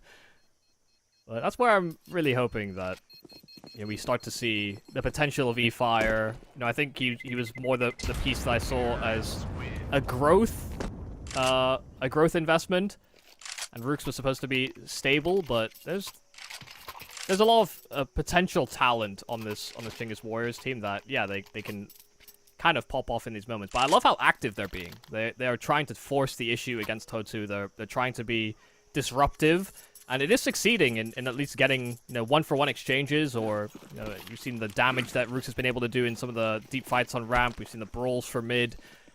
They are taking the fight to Hotu. They are not backing down, which is as much as of an important factor as coming up with anti-strats. When you're the underdog, you have to fight like one. Controls fighting nicely in middle alongside EFI. They both win their duels. Hoou maybe starting to get a little bit more predictable with this mid take, and Chingis Warriors are dedicating forces to dealing with that. BKZ also hitting a nice shot there, Nariukul as well. And again, it's a big spread across the map, and for Hoou that was working earlier in the half when they were winning all of their duels, but now they're losing all of their duels, and all of a sudden it looks a little bit silly. So Chingis Warriors very happily going to be looking towards their 7th round for this half, and obviously that sets them up to grab an 8th. It seems like they've got a really good idea of where Frontalis is. He's not going anywhere quickly. He did not realize he was in like a Bermuda Triangle of CTs just all staring at him.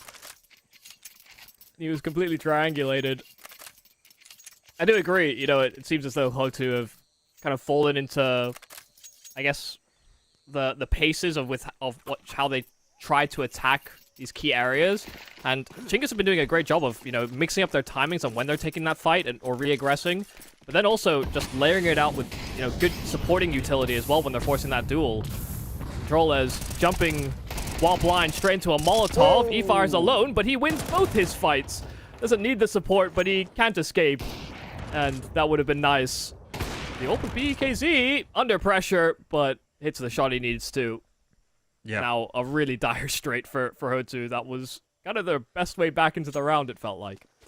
That was a couple of very critical duels in the end going the way of Chingis Warriors. If E5 doesn't get 2, let's say if he gets only 1, Controls probably goes down there as well. If BKZ loses his life, you could see how this round would sort of fall by the wayside for Chingis Warriors. Now, that's an interesting position for Rooks, but he's dropped the bomb. Frontalis picked up in that meanwhile as well, and Mizu, he's going to be able to find the trade, but he's kind of ringing in the dinner bell, and the Chingis Warriors are rotating their way across, kind of hungry. Just don't want to see Controls overplay this one at all, and it doesn't look like he's going to make that mistake. Very happy to sit at the bottom of shelf here. So Mizu's not going to get his mistake.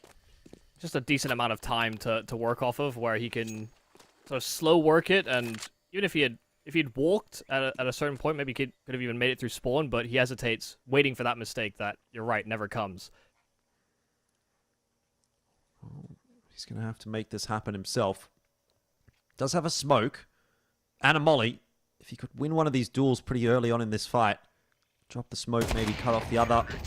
But it's not going to be a chance at all. BKZ hits another good shot, and that is 8-4. Chingis Warriors positively surprising me, at least in this first half, and we'll see if they can put it together for the second when we do come back from the break.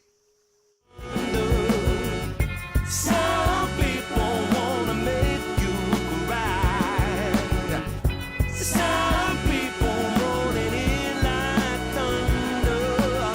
We gotta fight the feeling. We gotta do it right.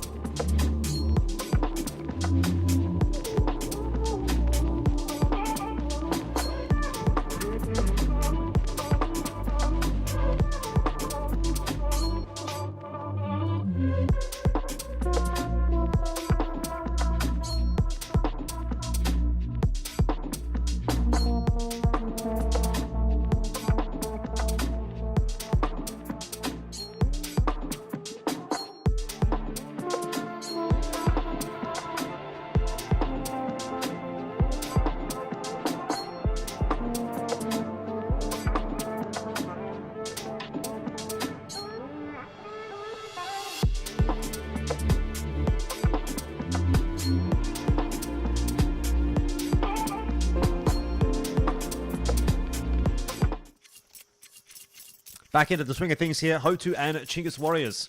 It is the upper bracket final of ESL Pro League Season 22 Asia Qualifier. Right now, Chingis Warriors have done a really good job of things on the CT side of Ancient. They're going to move over to T side now. And with an 8-4 lead, you'd think this is their map to wrap up pretty comfortably. Yep, gotta win a pistol and bridge the gap. Lampada failing his lines on those USPs, but there's a lot of force here for the CTs. Hotu just collect all their forces in time and run them down. There's a hail of bullets. They can't even get up ramp. Yeah, 2 sets of dualies, but more importantly as well, those USP just hitting their shots. Cade, big couple of kills in there just to slow that aggression down from Chingis Warriors. Provides that bit of extra time for the CTs to set themselves, those extra rotators to come in as well. And Hotu will start the half with a pistol round win. There's no investment from Chingis Warriors. They didn't get the bomb plant down, so not too many options in that direction. But if they're fast about things here on this A push, they might actually be able to get a bomb plant on A. It depends whether or not Mizu starts to realize that he should probably go check on that A-bomb site. Going to that realization now.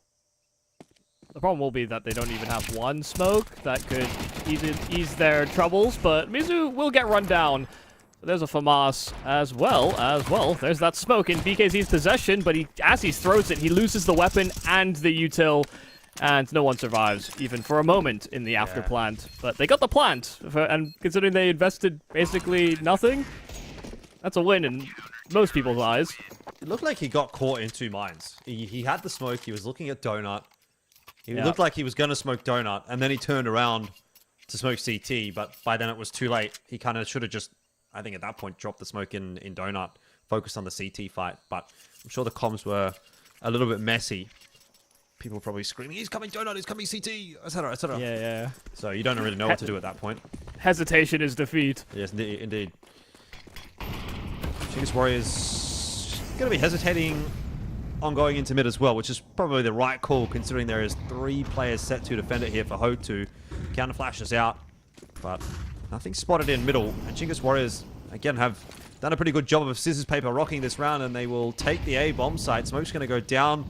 Flash in the face of Frontalis. If he wants to, he can maybe try and just spam this plant, but it's always tough when you're sitting inside the smoke, especially. Can't make any sense of the lineup. So that'll be a bomb plant for Chingis Warriors. 5v5 post plant now. Hotu with a lot of work to do on the recovery. Util's coming over the top now.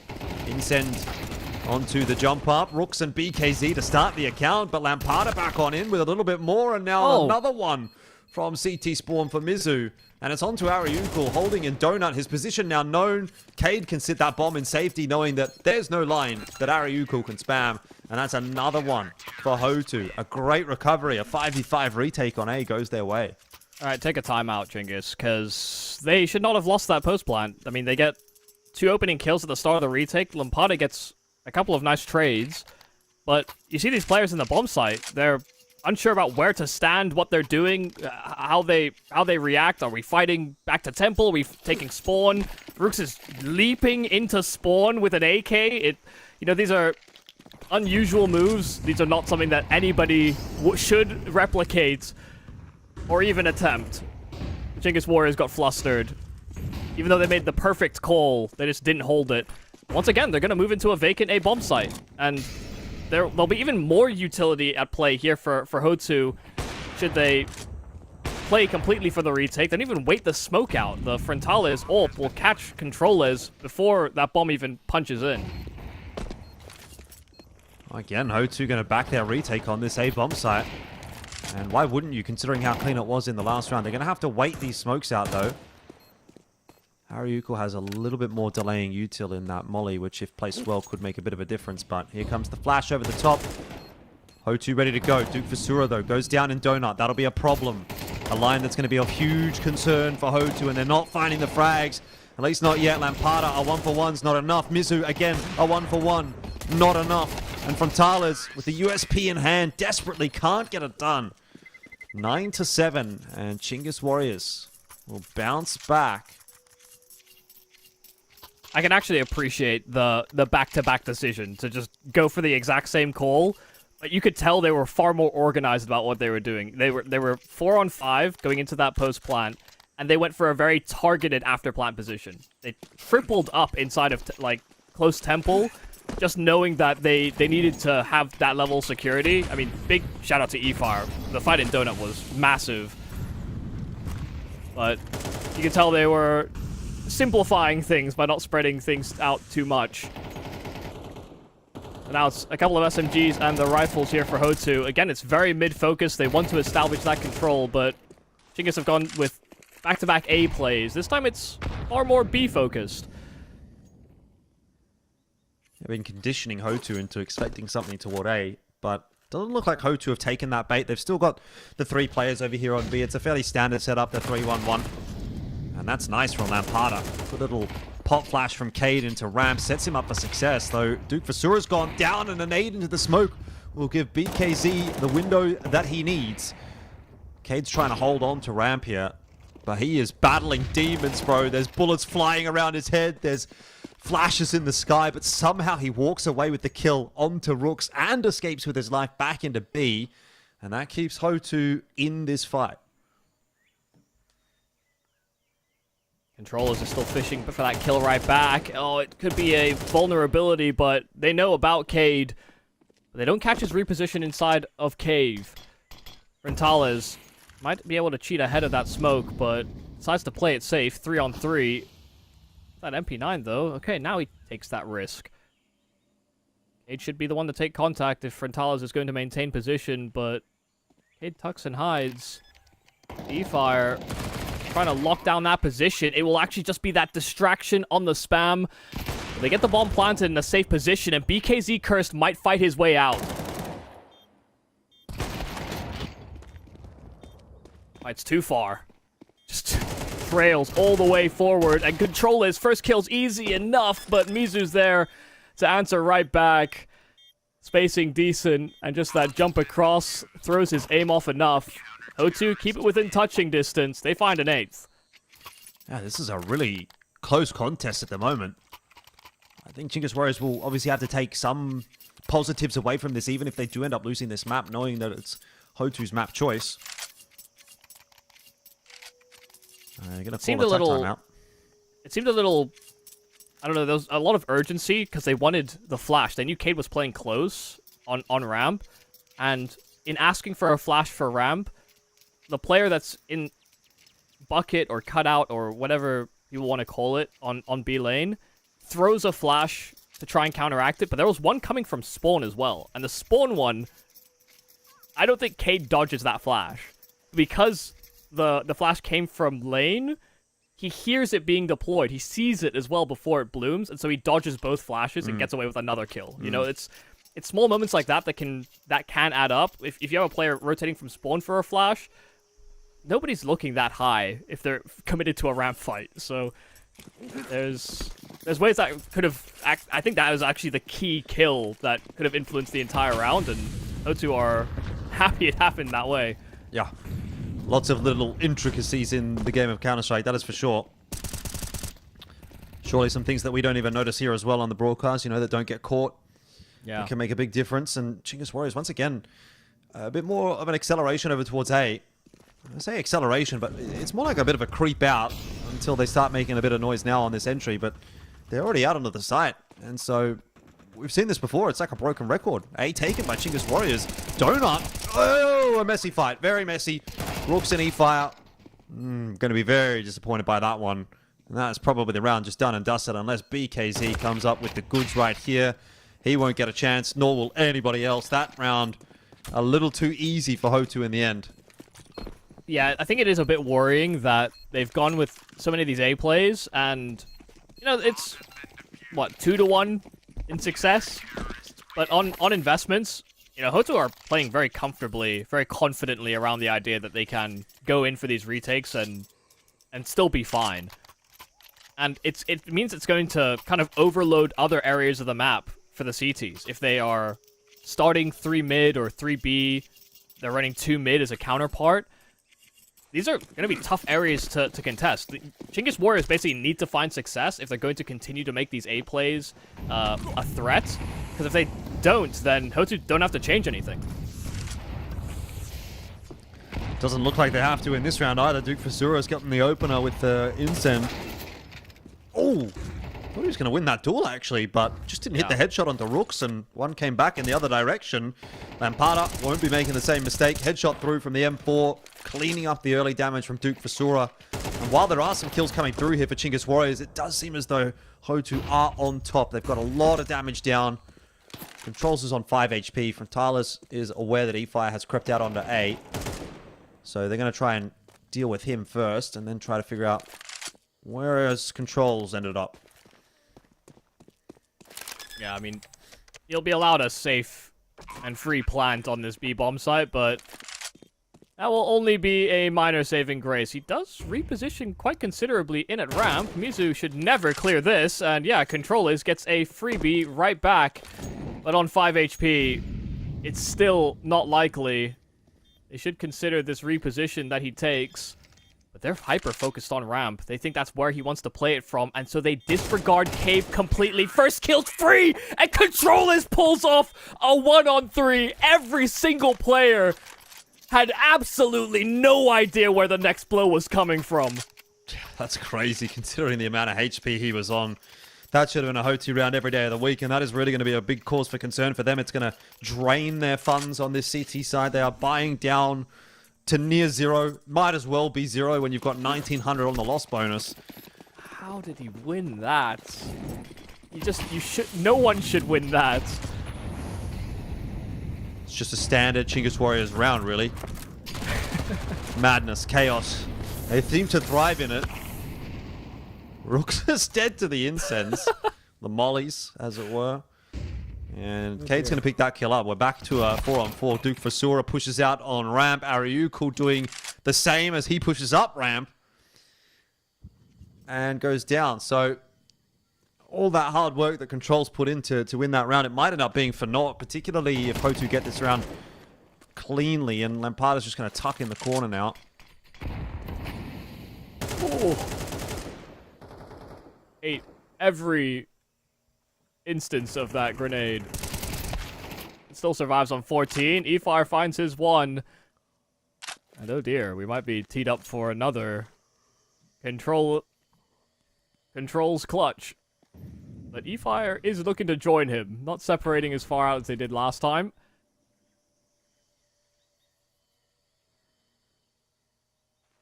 It almost felt like both teams kind of got ahead of themselves. Chingis with how aggressive they were at the start of this round. And then Hotu with how much they lingered.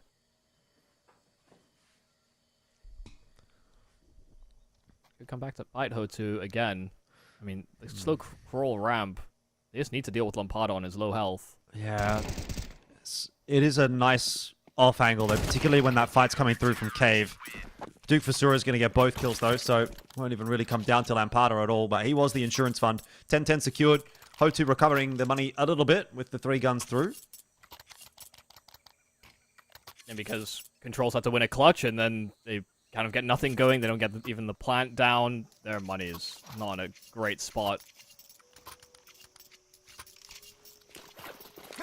There should be a round to overtake, but Chingis have invested a fair amount. Still floating some extra residual cash, but they're going to call for an immediate call out from spawn for a B-burst. Duke Fasura going to do some spam through that smoke. Doesn't see anything, doesn't hit anything. But Chingis Warriors starting to make their presence known, and Lampada not interested in it at all. He's only going to be able to get himself one, and Duke Fasura, that spray gets messy as well. As soon as you miss those opening couple of bullets, you just get swarmed and overrun, and now it's onto Mizu. He's gone quickly, aggressively. But these players have wrapped in through long. Frontalis has spotted one, but not the other. Mizu, luckily, cottoning onto that possibility, and Ariuku going to go down as well. I don't know how Hotu have gotten through that round, but Mizu and Frontalis, well, they need a pat on the back for that one, because that's 11 now for Hotu, and Chingis Warriors were so close to pulling off another illegal round. Yeah, this is the thing, and this is why I was bringing it up earlier. The fact that Chingis had targeted that A bomb site before is almost 100% anti-strat work. It's something that they've looked at in the demos for Hoou and realized that hey, they want to play retake A so much. We're just going to take that A bomb site. If they could not find consistent success in doing that, then Hoou didn't have to change anything, and they haven't been able to find that success. And so these areas of the map, middle and B, are overloaded. You've got 3 players on B. They find 3 entries, but the players in mid are able to either rotate back through red to CT or retake cave control. There's a 4th player on that B bomb site before Chingis are even ready to expect it.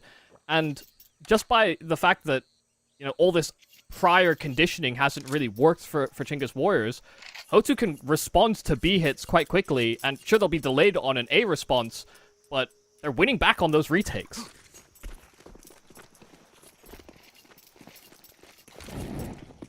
Well, off we go into round number 22. Another really big one for both of these two teams. Chingis Warriors have fought down to 0, and sure, they got 3.4k loss bonus, but their chances of winning this map are largely resting on this round. Rooks, I thought he was going to get pushed. He has been pushed in the end by Cade out of Cave. But again, out onto the A bomb site goes Chingis Warriors. It's a 1-for-1 over the other side of the map. Talers, he just spots him. But not quick enough on the shot, and now walking back on the line. That bullet's gone to the sky. It's part of the Kerbal Space Program, apparently, from Talers. I don't know what he's launched out of his orb just now, but 3 on 4 as Mizu does pick one up. Now, there's a late lurk happening in mid. E-Fire coming in from Donut might have to be the X factor, the decision maker for this round as Hoou start to make their push. They don't have a lot of time. Frontales hits the shot onto BKZ, but they've got to find these kills, and they've got to do it quickly. E-Fire spotted, but the bomb's not planted for him, and Hoou will win another one. That patience is rewarded from the CT side. Chingis Warriors in a really bad spot now.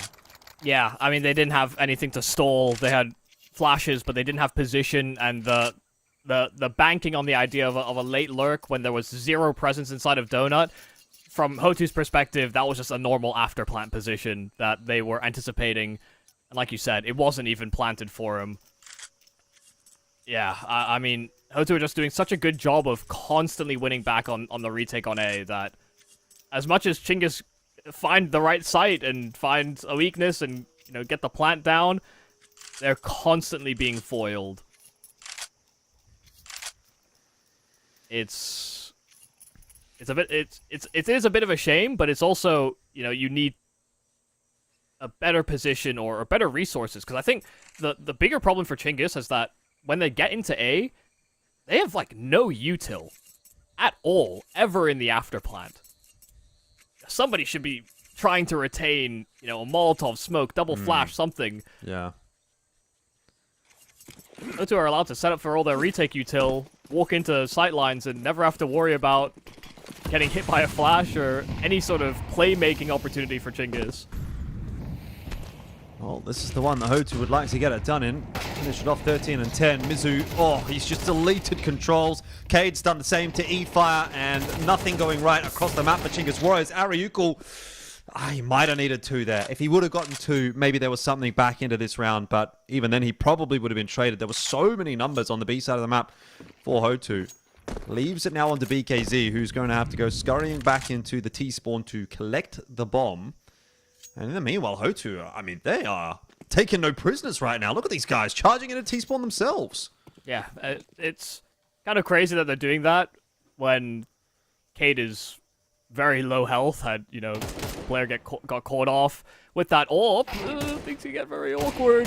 Oy. EKZ, more headshot offers, and the taps don't connect. So it'll be a 13-10 scoreline. Hoou do close on their map pick, but Chingis will have their own coming up after the break. Let's see whether or not they can answer back on Anubis.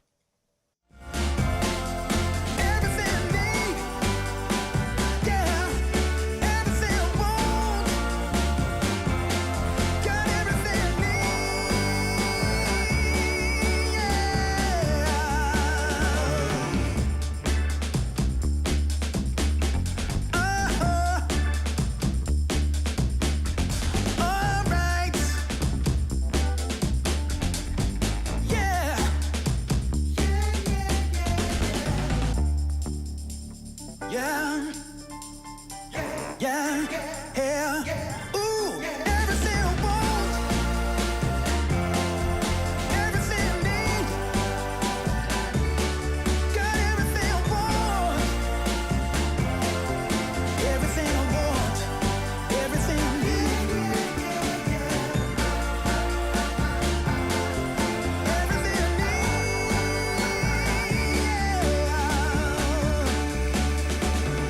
yeah.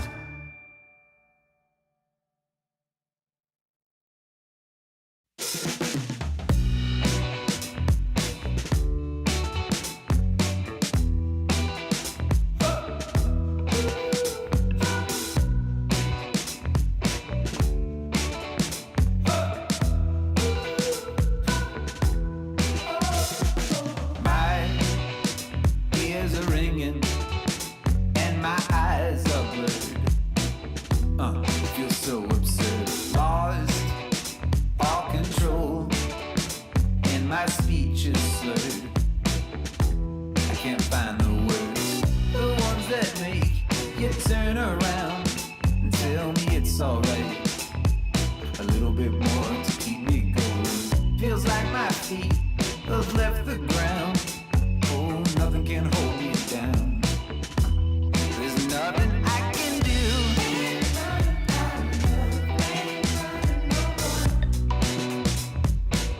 Baby, I'm telling you the truth.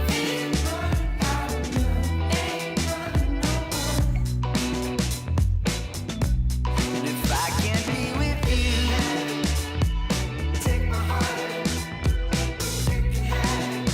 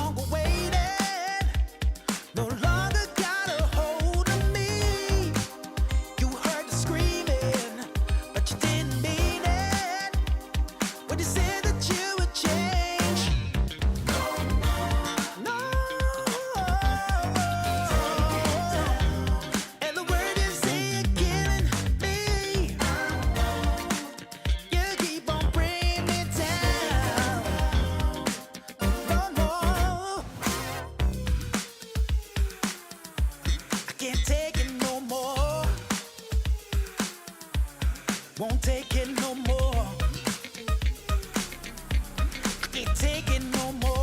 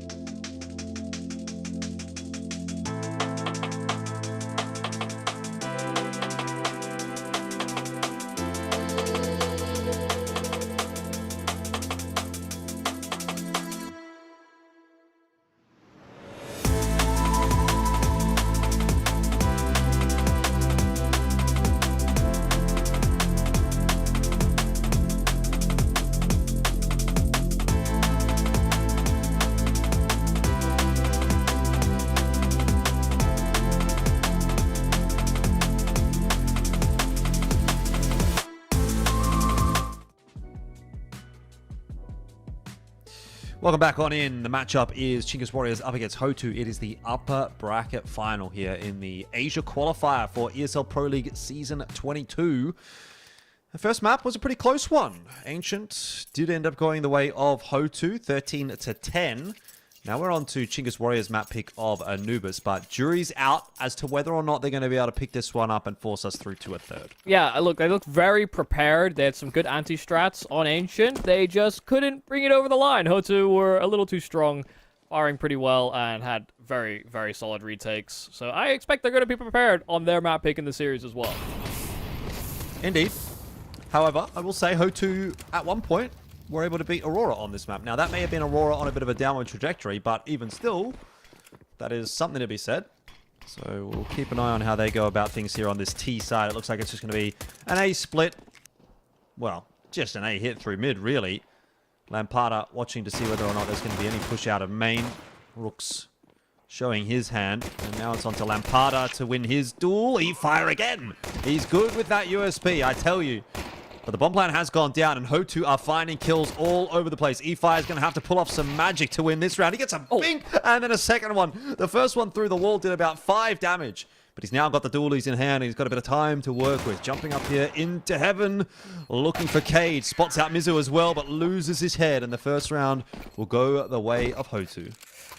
Yeah, nice little pacey play from mid. Not only getting the smoke down, but you know there was nothing that Chingis Warriors could do to sort of stop or stifle the aggression. You're effectively hoping that Rooks was able to come away with a kill or slow them down on their progress. But with minimal resistance, I mean Chingis Warriors just didn't have position, unfortunately. Even if E-Fire is hitting shots, needed the rest of the team to hit shots as well.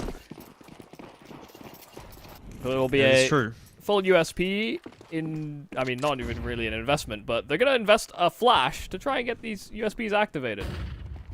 Frontala's going to hear all that, and he's got Duke Fashura there as well as Frontala's. It was a massive setup outside A main, so Hoou make very quick work of that round. Yeah, no casualties. They're building nice cash.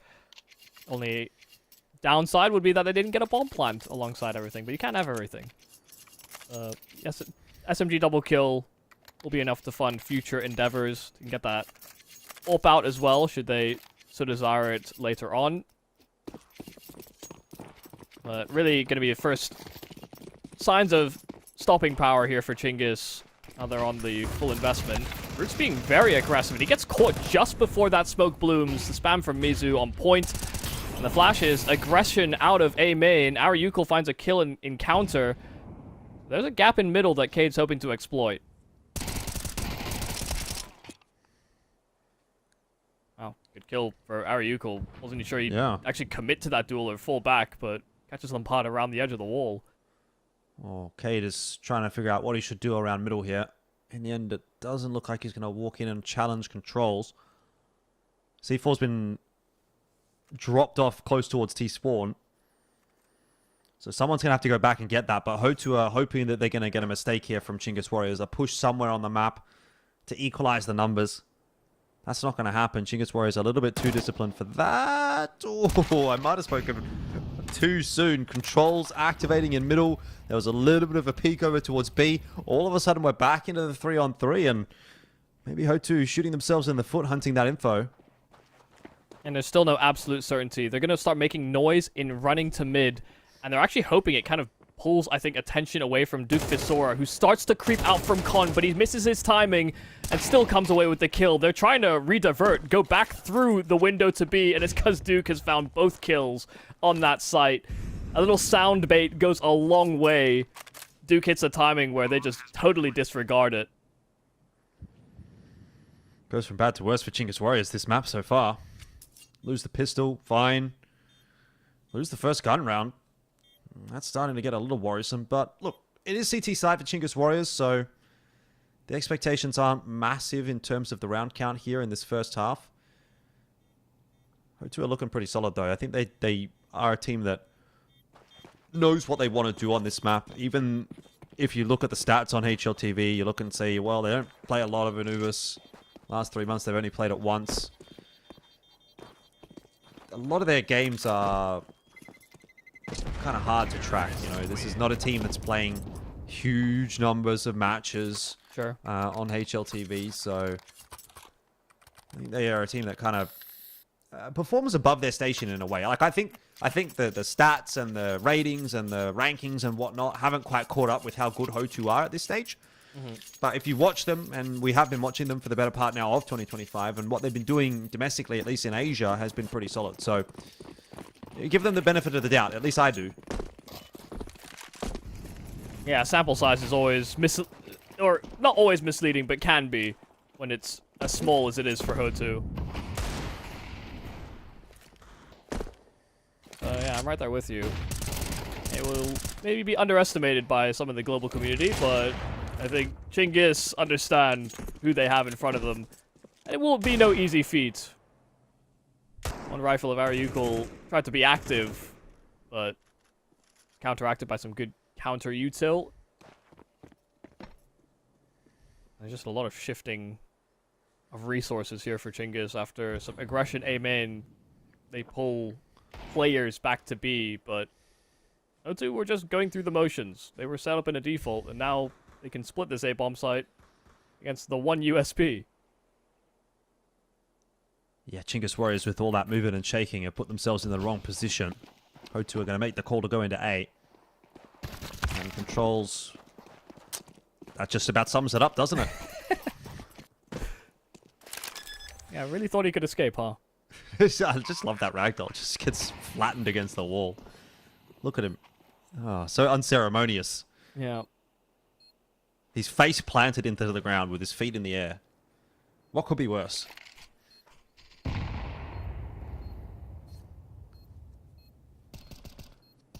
Well, anyone with a Z in their name is currently still yet to enter Anubis. DKZ and Controls struggling and hitting the Zs themselves. Correlation does not mean causation.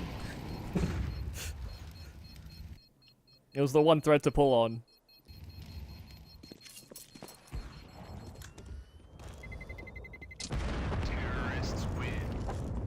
Liking how Hotu are approaching this T side though. They're not necessarily going in with too much urgency, kind of feeling out the map, especially when they know Chingis. I mean, we saw the way that they were playing out their CT side on Ancient. Doing a great job of setting up the right counter util at the right times, kind of read what Hotu's game plan was pretty well. And like I was mentioning earlier, you know, I'm expecting to see more of those same sort of trends here on Anubis, but if that is to be the case, playing more reserved, more kind of reactive in a way, actually could serve to Hotu's benefit, especially when that CT side is encouraged to play a bit more proactively, given the way the map balance currently skews on Anubis.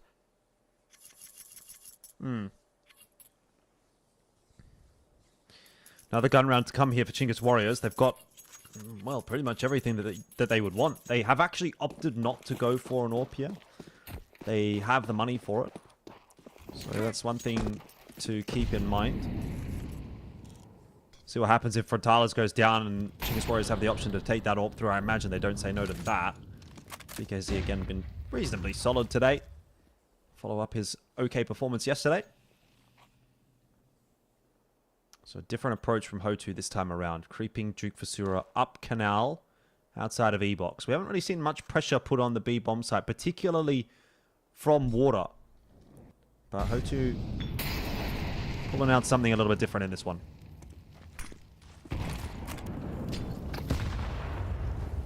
Nade will slow down the progress. Cade tanks it, and Controllers is able to play round the back of the smoke to camera. Now there is a gap towards those doors, and he has to use himself vulnerable to both angles and almost loses his life as a result, but does great damage and comes away with 1 kill at the bare minimum. Still, the target from Hotu is unclear here for Chingis. Duke Vasura now creeping out from Con, has players behind him, bomb on toe as well. And even if there isn't a smoke for spawn, they don't need to cross it to get that bomb down. Yeah. Smoking for Temple as well. It's going to cut off the rotation from Chingis Warriors. They lost one more player in that meanwhile. And conventional wisdom would say you don't even go for this retake. Looks like Chingis Warriors have made that decision as well for the most part. Ariukul hasn't come across. BKZ starting to float away, and only E-Fire sticking around to see if he can find maybe 1 kill here. as the smoke fades. Not really much point anyway, frankly. But nothing going to come of this one. Where's Lampada off to? On a bit of a hunt, maybe. Hoou too happy to sacrifice a rifle for the possibility of taking one out of the hands of Chingis Warriors. But he's not going to find anybody. Yeah, why wouldn't 5-0 lead. I mean, that's the thing. It's like, why wouldn't you hunt, actually? Is, you see the amount of money that Hoou are building. It's fairly inconsequential if they seed weapons. Chingis just aren't putting up much of a fight. Yeah, it's rough to see. Especially considering this is Chingis' map pick. BKZ's gone for the AWP this round. They have 6 kills in 5 rounds. It's... Yep. Yeah, it's not healthy.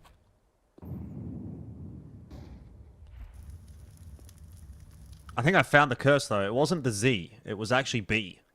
If you have a B in your name, you just don't get kills this game, apparently. So... Huh. The more you know. Because Controls has a kill now. Yeah, but what about Rooks? Rooks doesn't have a B. I know. Oh, I see. He doesn't have a kill either. Yeah. But he doesn't have a Z either, so it's kind of a moot point. And anyway, BKZ's got himself a kill, so maybe we were fooled all along. And Yeah, it was, true.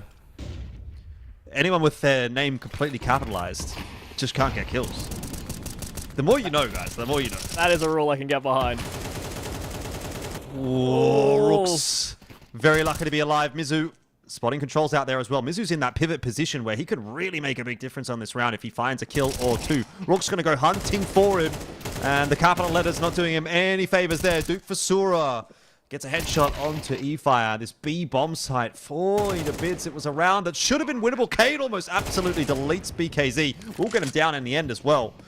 But man, this round, it looked winnable for Chingis Warriors. But Hoou were just so deep. And they win some crucial duels. And now they're up 6-0. Yeah, it's these rounds are kind of blowing up in their face, and it's crazy to think that Mizu got as far as he did with, you know, the presence out from camera. You know, they spot an ID that he's going into Temple, and both Chingis Warriors players pull away from the B bomb site to try and address him, but they just spot check it, realize that he's not actually taking a duel head on, and then they split up, and, you know, Rooks went from effectively a tradable spot for the CTs. It just ends up being a 1-for-1, and then suddenly the T's are swarming and linking up with, you know, double peeks to spawn and sight, and it does just feel a little disjointed. Chingis are almost always playing catch up. And it's not for a lack of trying. They've tried to be a bit aggressive. They tried to set up these pop flash plays, even on the low buy rounds to the first gun round. And, you know, we've seen Ariukul get success with the opener in one of those moments, but even in the mid-round adjustments, Chingis are almost always feeling like that step behind, and the jiggles from controllers are just a little too wide for Frontales. E-Fire going to push out of B main. So a little bit of something being shown from Chingis Warriors, at least in terms of proactive gameplay. Obviously, they've already lost Controls. It's not super enjoyable. Mizu, ooh, did they hear that? They did. Hit him. But it's not going to matter. Mizu's just too good. How does he get 2? I don't know. He's a miracle worker. Oh my god. Now that is a sign of how this game has been going. I mean, they heard the smoke hit him. They were locked in on that fight, and they can't wrangle one man. Mizu's gone for the reverse James Bond. I don't actually know how many assists he's got, but he's got 7 kills and 0 deaths. Oh, 2 assists. I mean, it's ruined at this point. Yeah. Moot point. Shout out to the Observer one time.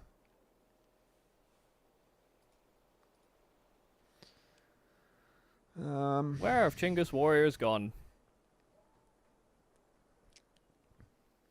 Where has Rook's gone? I mean, he was a force to be reckoned with on Ancient. And now he's getting hit by, you know, sometimes poor timing. Others, you know, trying to make up for lost ground. You know, at some point or another, Hotu just stop caring about money? They've got generational wealth. Yeah, Sure, they're they- throwing bodies at him. Yeah, they don't care. They've got 2 already maxed on cash. Well, tag timeout for Chingis Warriors. I don't really know what there is to say at the moment. Apart from shoot them. Because that seems to be the biggest problem for Chingis Warriors right now. Like, I mean, you look at that round. Mizu walking out through the smoke, gets hit by a smoke. They know he's there. He's in the smoke, trying to fight out of it, and still gets 2 kills. So, maybe Chingis Warriors should have shot him. The best part is that Mizu didn't even shoot first. You know, he got tagged and then just shot back through the smoke, and yeah, it's upsetting. It's like some kind of Star Wars conspiracy. Yeah. I'm glad you made that reference. Yeah. Not many would. Personally, to me, Mizu shot first, but Yeah, it's okay yeah, if you think okay. otherwise. Okay. I'm not picking sides.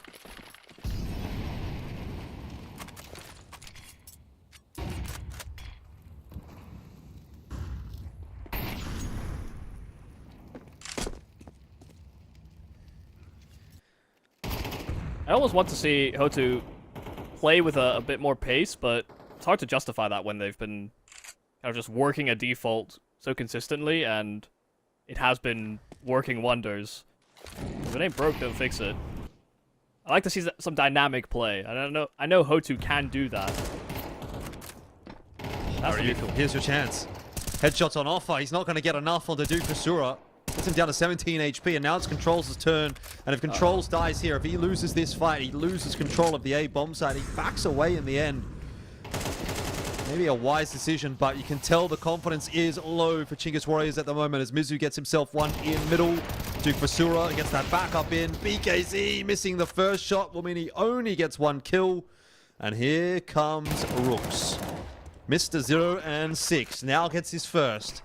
Can he turn it into 3? Flash in his face. He can't see anything. And he's going to be singed on his way forward, which prompts the peak from Duke Fasura. 8 and 0. It is a perfect half maintained from Hotu. I actually can't believe that. I thought Controllers was... The worst case scenario was going to be Controllers losing the fight straight up to Cade on the bomb site. And then he just gives the ground away, and it actually allows Hotu enough time to get the reinforcements to main, as well as a player that can slide through camera while they collapse on breaks. You know, it was... It looked a little bit chaotic, but from Hotu's point of view, they're actually just pleased they got the time and the space to organize their troops in the right manner. Like you said, it's indicative of the confidence, I think, waning for the Chingis Warriors. If not waning, then completely shot.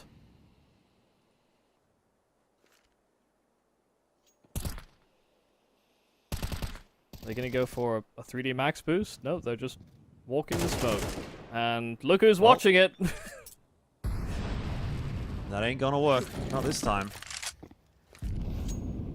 So already an opening for Hotu. Once again, they're gonna work middle. Frontala's waiting for the peak from Rooks. It seems like everything that Chingis tries to do just falls flat on its face. And anything that Hotu touches turns to gold right now. They're turning water into wine. Maybe it was wine to begin with for Hotu, really, at this point, because they've had no troubles at all on this map. And the pick of Anubis is really just blowing up in the face of Chingis Warriors. See, now I just have this morbid curiosity about if Hotu had just stopped hunting after they won rounds, how few kills could Chingis Warriors have at the end of a half? Ooh, I'd say take... Like 5 6 or kills 6? away? Yeah, I was thinking 5 or 6. Take 5 or 6 away. So that'd be like maybe you've got 8 kills total in 9 rounds for Chingis Warriors that are not inconsequential kills. Mm-hmm. Yeah, I wonder what the record is for that. But that's one that you'd want. A deep dive stat thing that is more of embarrassment than anything to write home about. Mizu's been having a great game, though. Fantastic opener. And an MP9 that will jump at him, and he's just continuing to hit headshots. Frontale there to bail him out. Controllers just wanted at least one kill back. Oh, man. It's not happening, Come is it? on. It's just not happening. Yeah, on that topic of, like, that would be like a bad record. I actually watched a video. It was a League of Legends video. Any percent, what was it? Airport any percent world record. And it was like a documentary. It was like a satire documentary. It was like 20 minutes, 30 minutes, 40 minutes long. I don't know. Of like a recap of all the fastest exits from worlds of any team, and it like counts their like game time. Yeah. Like, you know, like this team took like 2 hours of game time, but the way that it was commentated or like narrated was serious, but obviously satirical. So it'd be like, it was so funny, but it just made me think of that way. You're like, well, in this instance, Chingis Warriors are like going for the least kills in a half record. Sure. And But almost like it's just they're not a trying. record you want. Yeah. I assume the narration was from the perspective of they're trying to get the speed to run. get it. Yeah. It's like, you know, you're gonna see Control swing middle here with no flash assist at all, and he's gonna give up the opening kill. That's a great strategy because, you know, now the round can end faster and he hasn't gotten a kill yet or something like that. Like that's how it would be like put across, and that's how it kind of feels at the moment. You know, like whoever it was with the MP9 is going to jump at Mizu and give up his life for free. Another kill going the way of Hoou with no trade. Like just unreal stuff here right now. Hoou 10-0. I mean, what can we even say about this game, right? Like, what can I say? We might as well not be here, Yumi. I think it speaks for itself. They got a kill. Yep. But you can only ever get one. It's quite a tragic tale. The good news for the Chingis Warriors is that they reside in the upper bracket, and so they will have another chance at it. And that's me already talking about this like this is a foregone conclusion, but it is looking like that should be the case in this series. Controls will try to run through smoke. They'll blow a smoke and spawn, but it only helps them die faster. A great strategy for concluding the 11th round. Exactly. Oh dear. Well, another bite, as best as Chingis Warriors can afford, at least.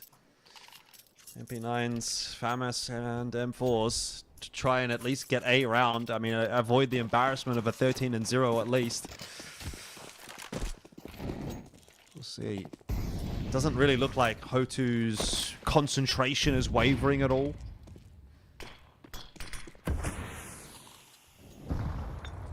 I just can't believe they chose this hell. Yeah. I mean, that's the other point. Duke Fusura clearly did not hear the drop. But Cade hears two players working their way back into B. And another one maybe back into mid. Ariu, cool, expected close. Great entry again from Cade. And they know that there's going to be a couple of players working their way back into middle from B. There was a hefty number or two over there. Cade is just farming. Mizu's farming. Hoou. They can't put a foot wrong right now. Count the kills. 14, 18 kills so far for Chingis Warriors in a half. It's gotten better.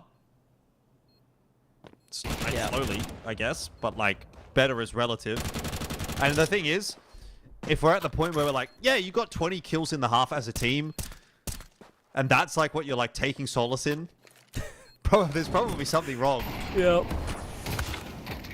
Well, a third of the potential kills they could get out of a half, but not a single round to their name. Let's see if they've got anything to even show for it in the second half, I guess.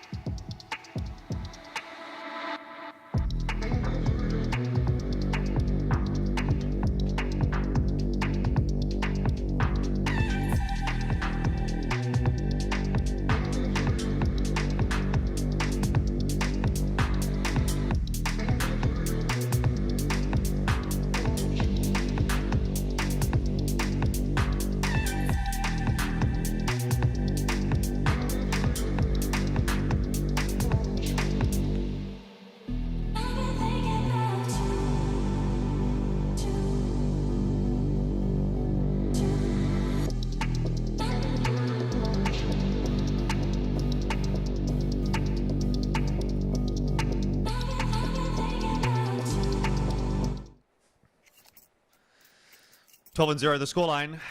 The dreaded 13-0 potentially on our screens after this pistol round. Let's see if Chingis Warriors can avoid that one. Hoou very much in the position to close out this series 2-0, regardless of how this pistol round does go. That will put them into the grand final of the ESL Pro League Season 22 qualifier.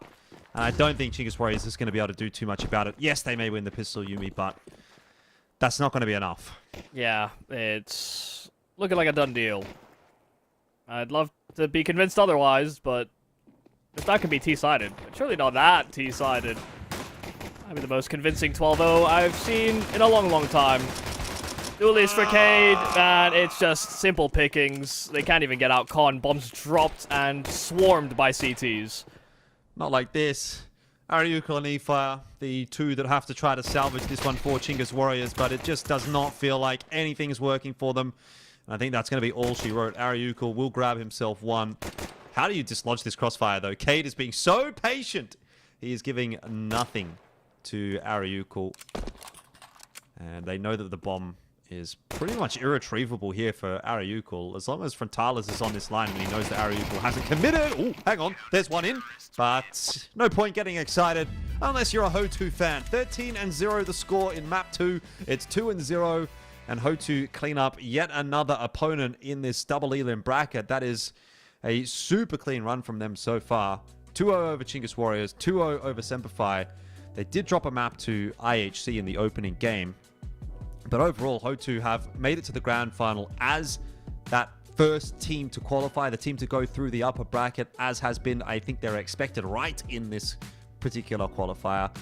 They have been doing really well locally in Asia over the course of this year. And I think, again, a lot of people are kind of sleeping on them because they don't know who Hoou is yet. But they will know eventually. And again, we're looking at a qualifier where Houtou's made it to the grand final, looking like the favorite. And they may be taking another international qualifier from Asia. Yeah, and they've pulled players from, regions that feel a little bit maybe unsure about which region will adopt them or I guess, relate to them or allow for competition. And sometimes limits the ability for new talent to come through. But they found some solid pieces. They play a very robust brand of Counter-Strike. And I think, even that last round, a 3-on-1 where you're 12-0 up in a pistol, incredible discipline also being displayed in moments like that where you'd see a lot of teams, hell, even tier 1 teams that would take that extra leg room and stretch themselves and stretch it out. So it's nice that they play like somehow an aggressive style, but one that actually can be quite restrained at times as well. Yeah, solid stuff, of course, again, from Hoou. Just to reiterate, by the way, there is a B stream going on at the moment, watching IHC and Semperfi duke it out in the lower bracket final. That's underway, just about to head into map 2. We're going to wrap things up here on the main stream now that we're done with our matches, but you can go and watch the B stream at ESL CSB with Mac and Conky, and they'll be potentially feeling a little bit disappointed after Semperfi have dropped that first map to IHC. Winner of that will play Chingis Warriors tomorrow in the lower bracket consolidation final. And then the winner of that will then go on to play against Hoou in the grand final. So I'll be back tomorrow. Yumi's taking the day off. He's going to do EU or some random region. Never heard of those guys. Asia on top, of course. But that's us for the evening done, Yumi. So it's been fun. Yeah, I would say don't miss me, but you've been replacing everybody. So it's kind of like... Yeah, catch you never, bro. I'm just thrown aside once again. Yeah, just like everybody else. It is what it is. It's not a you thing. It's a me thing. But... we'll see how things go tomorrow, of course, when we do come back for those extra matches. Do go and watch the B stream. Until tomorrow, have a good night. Peace.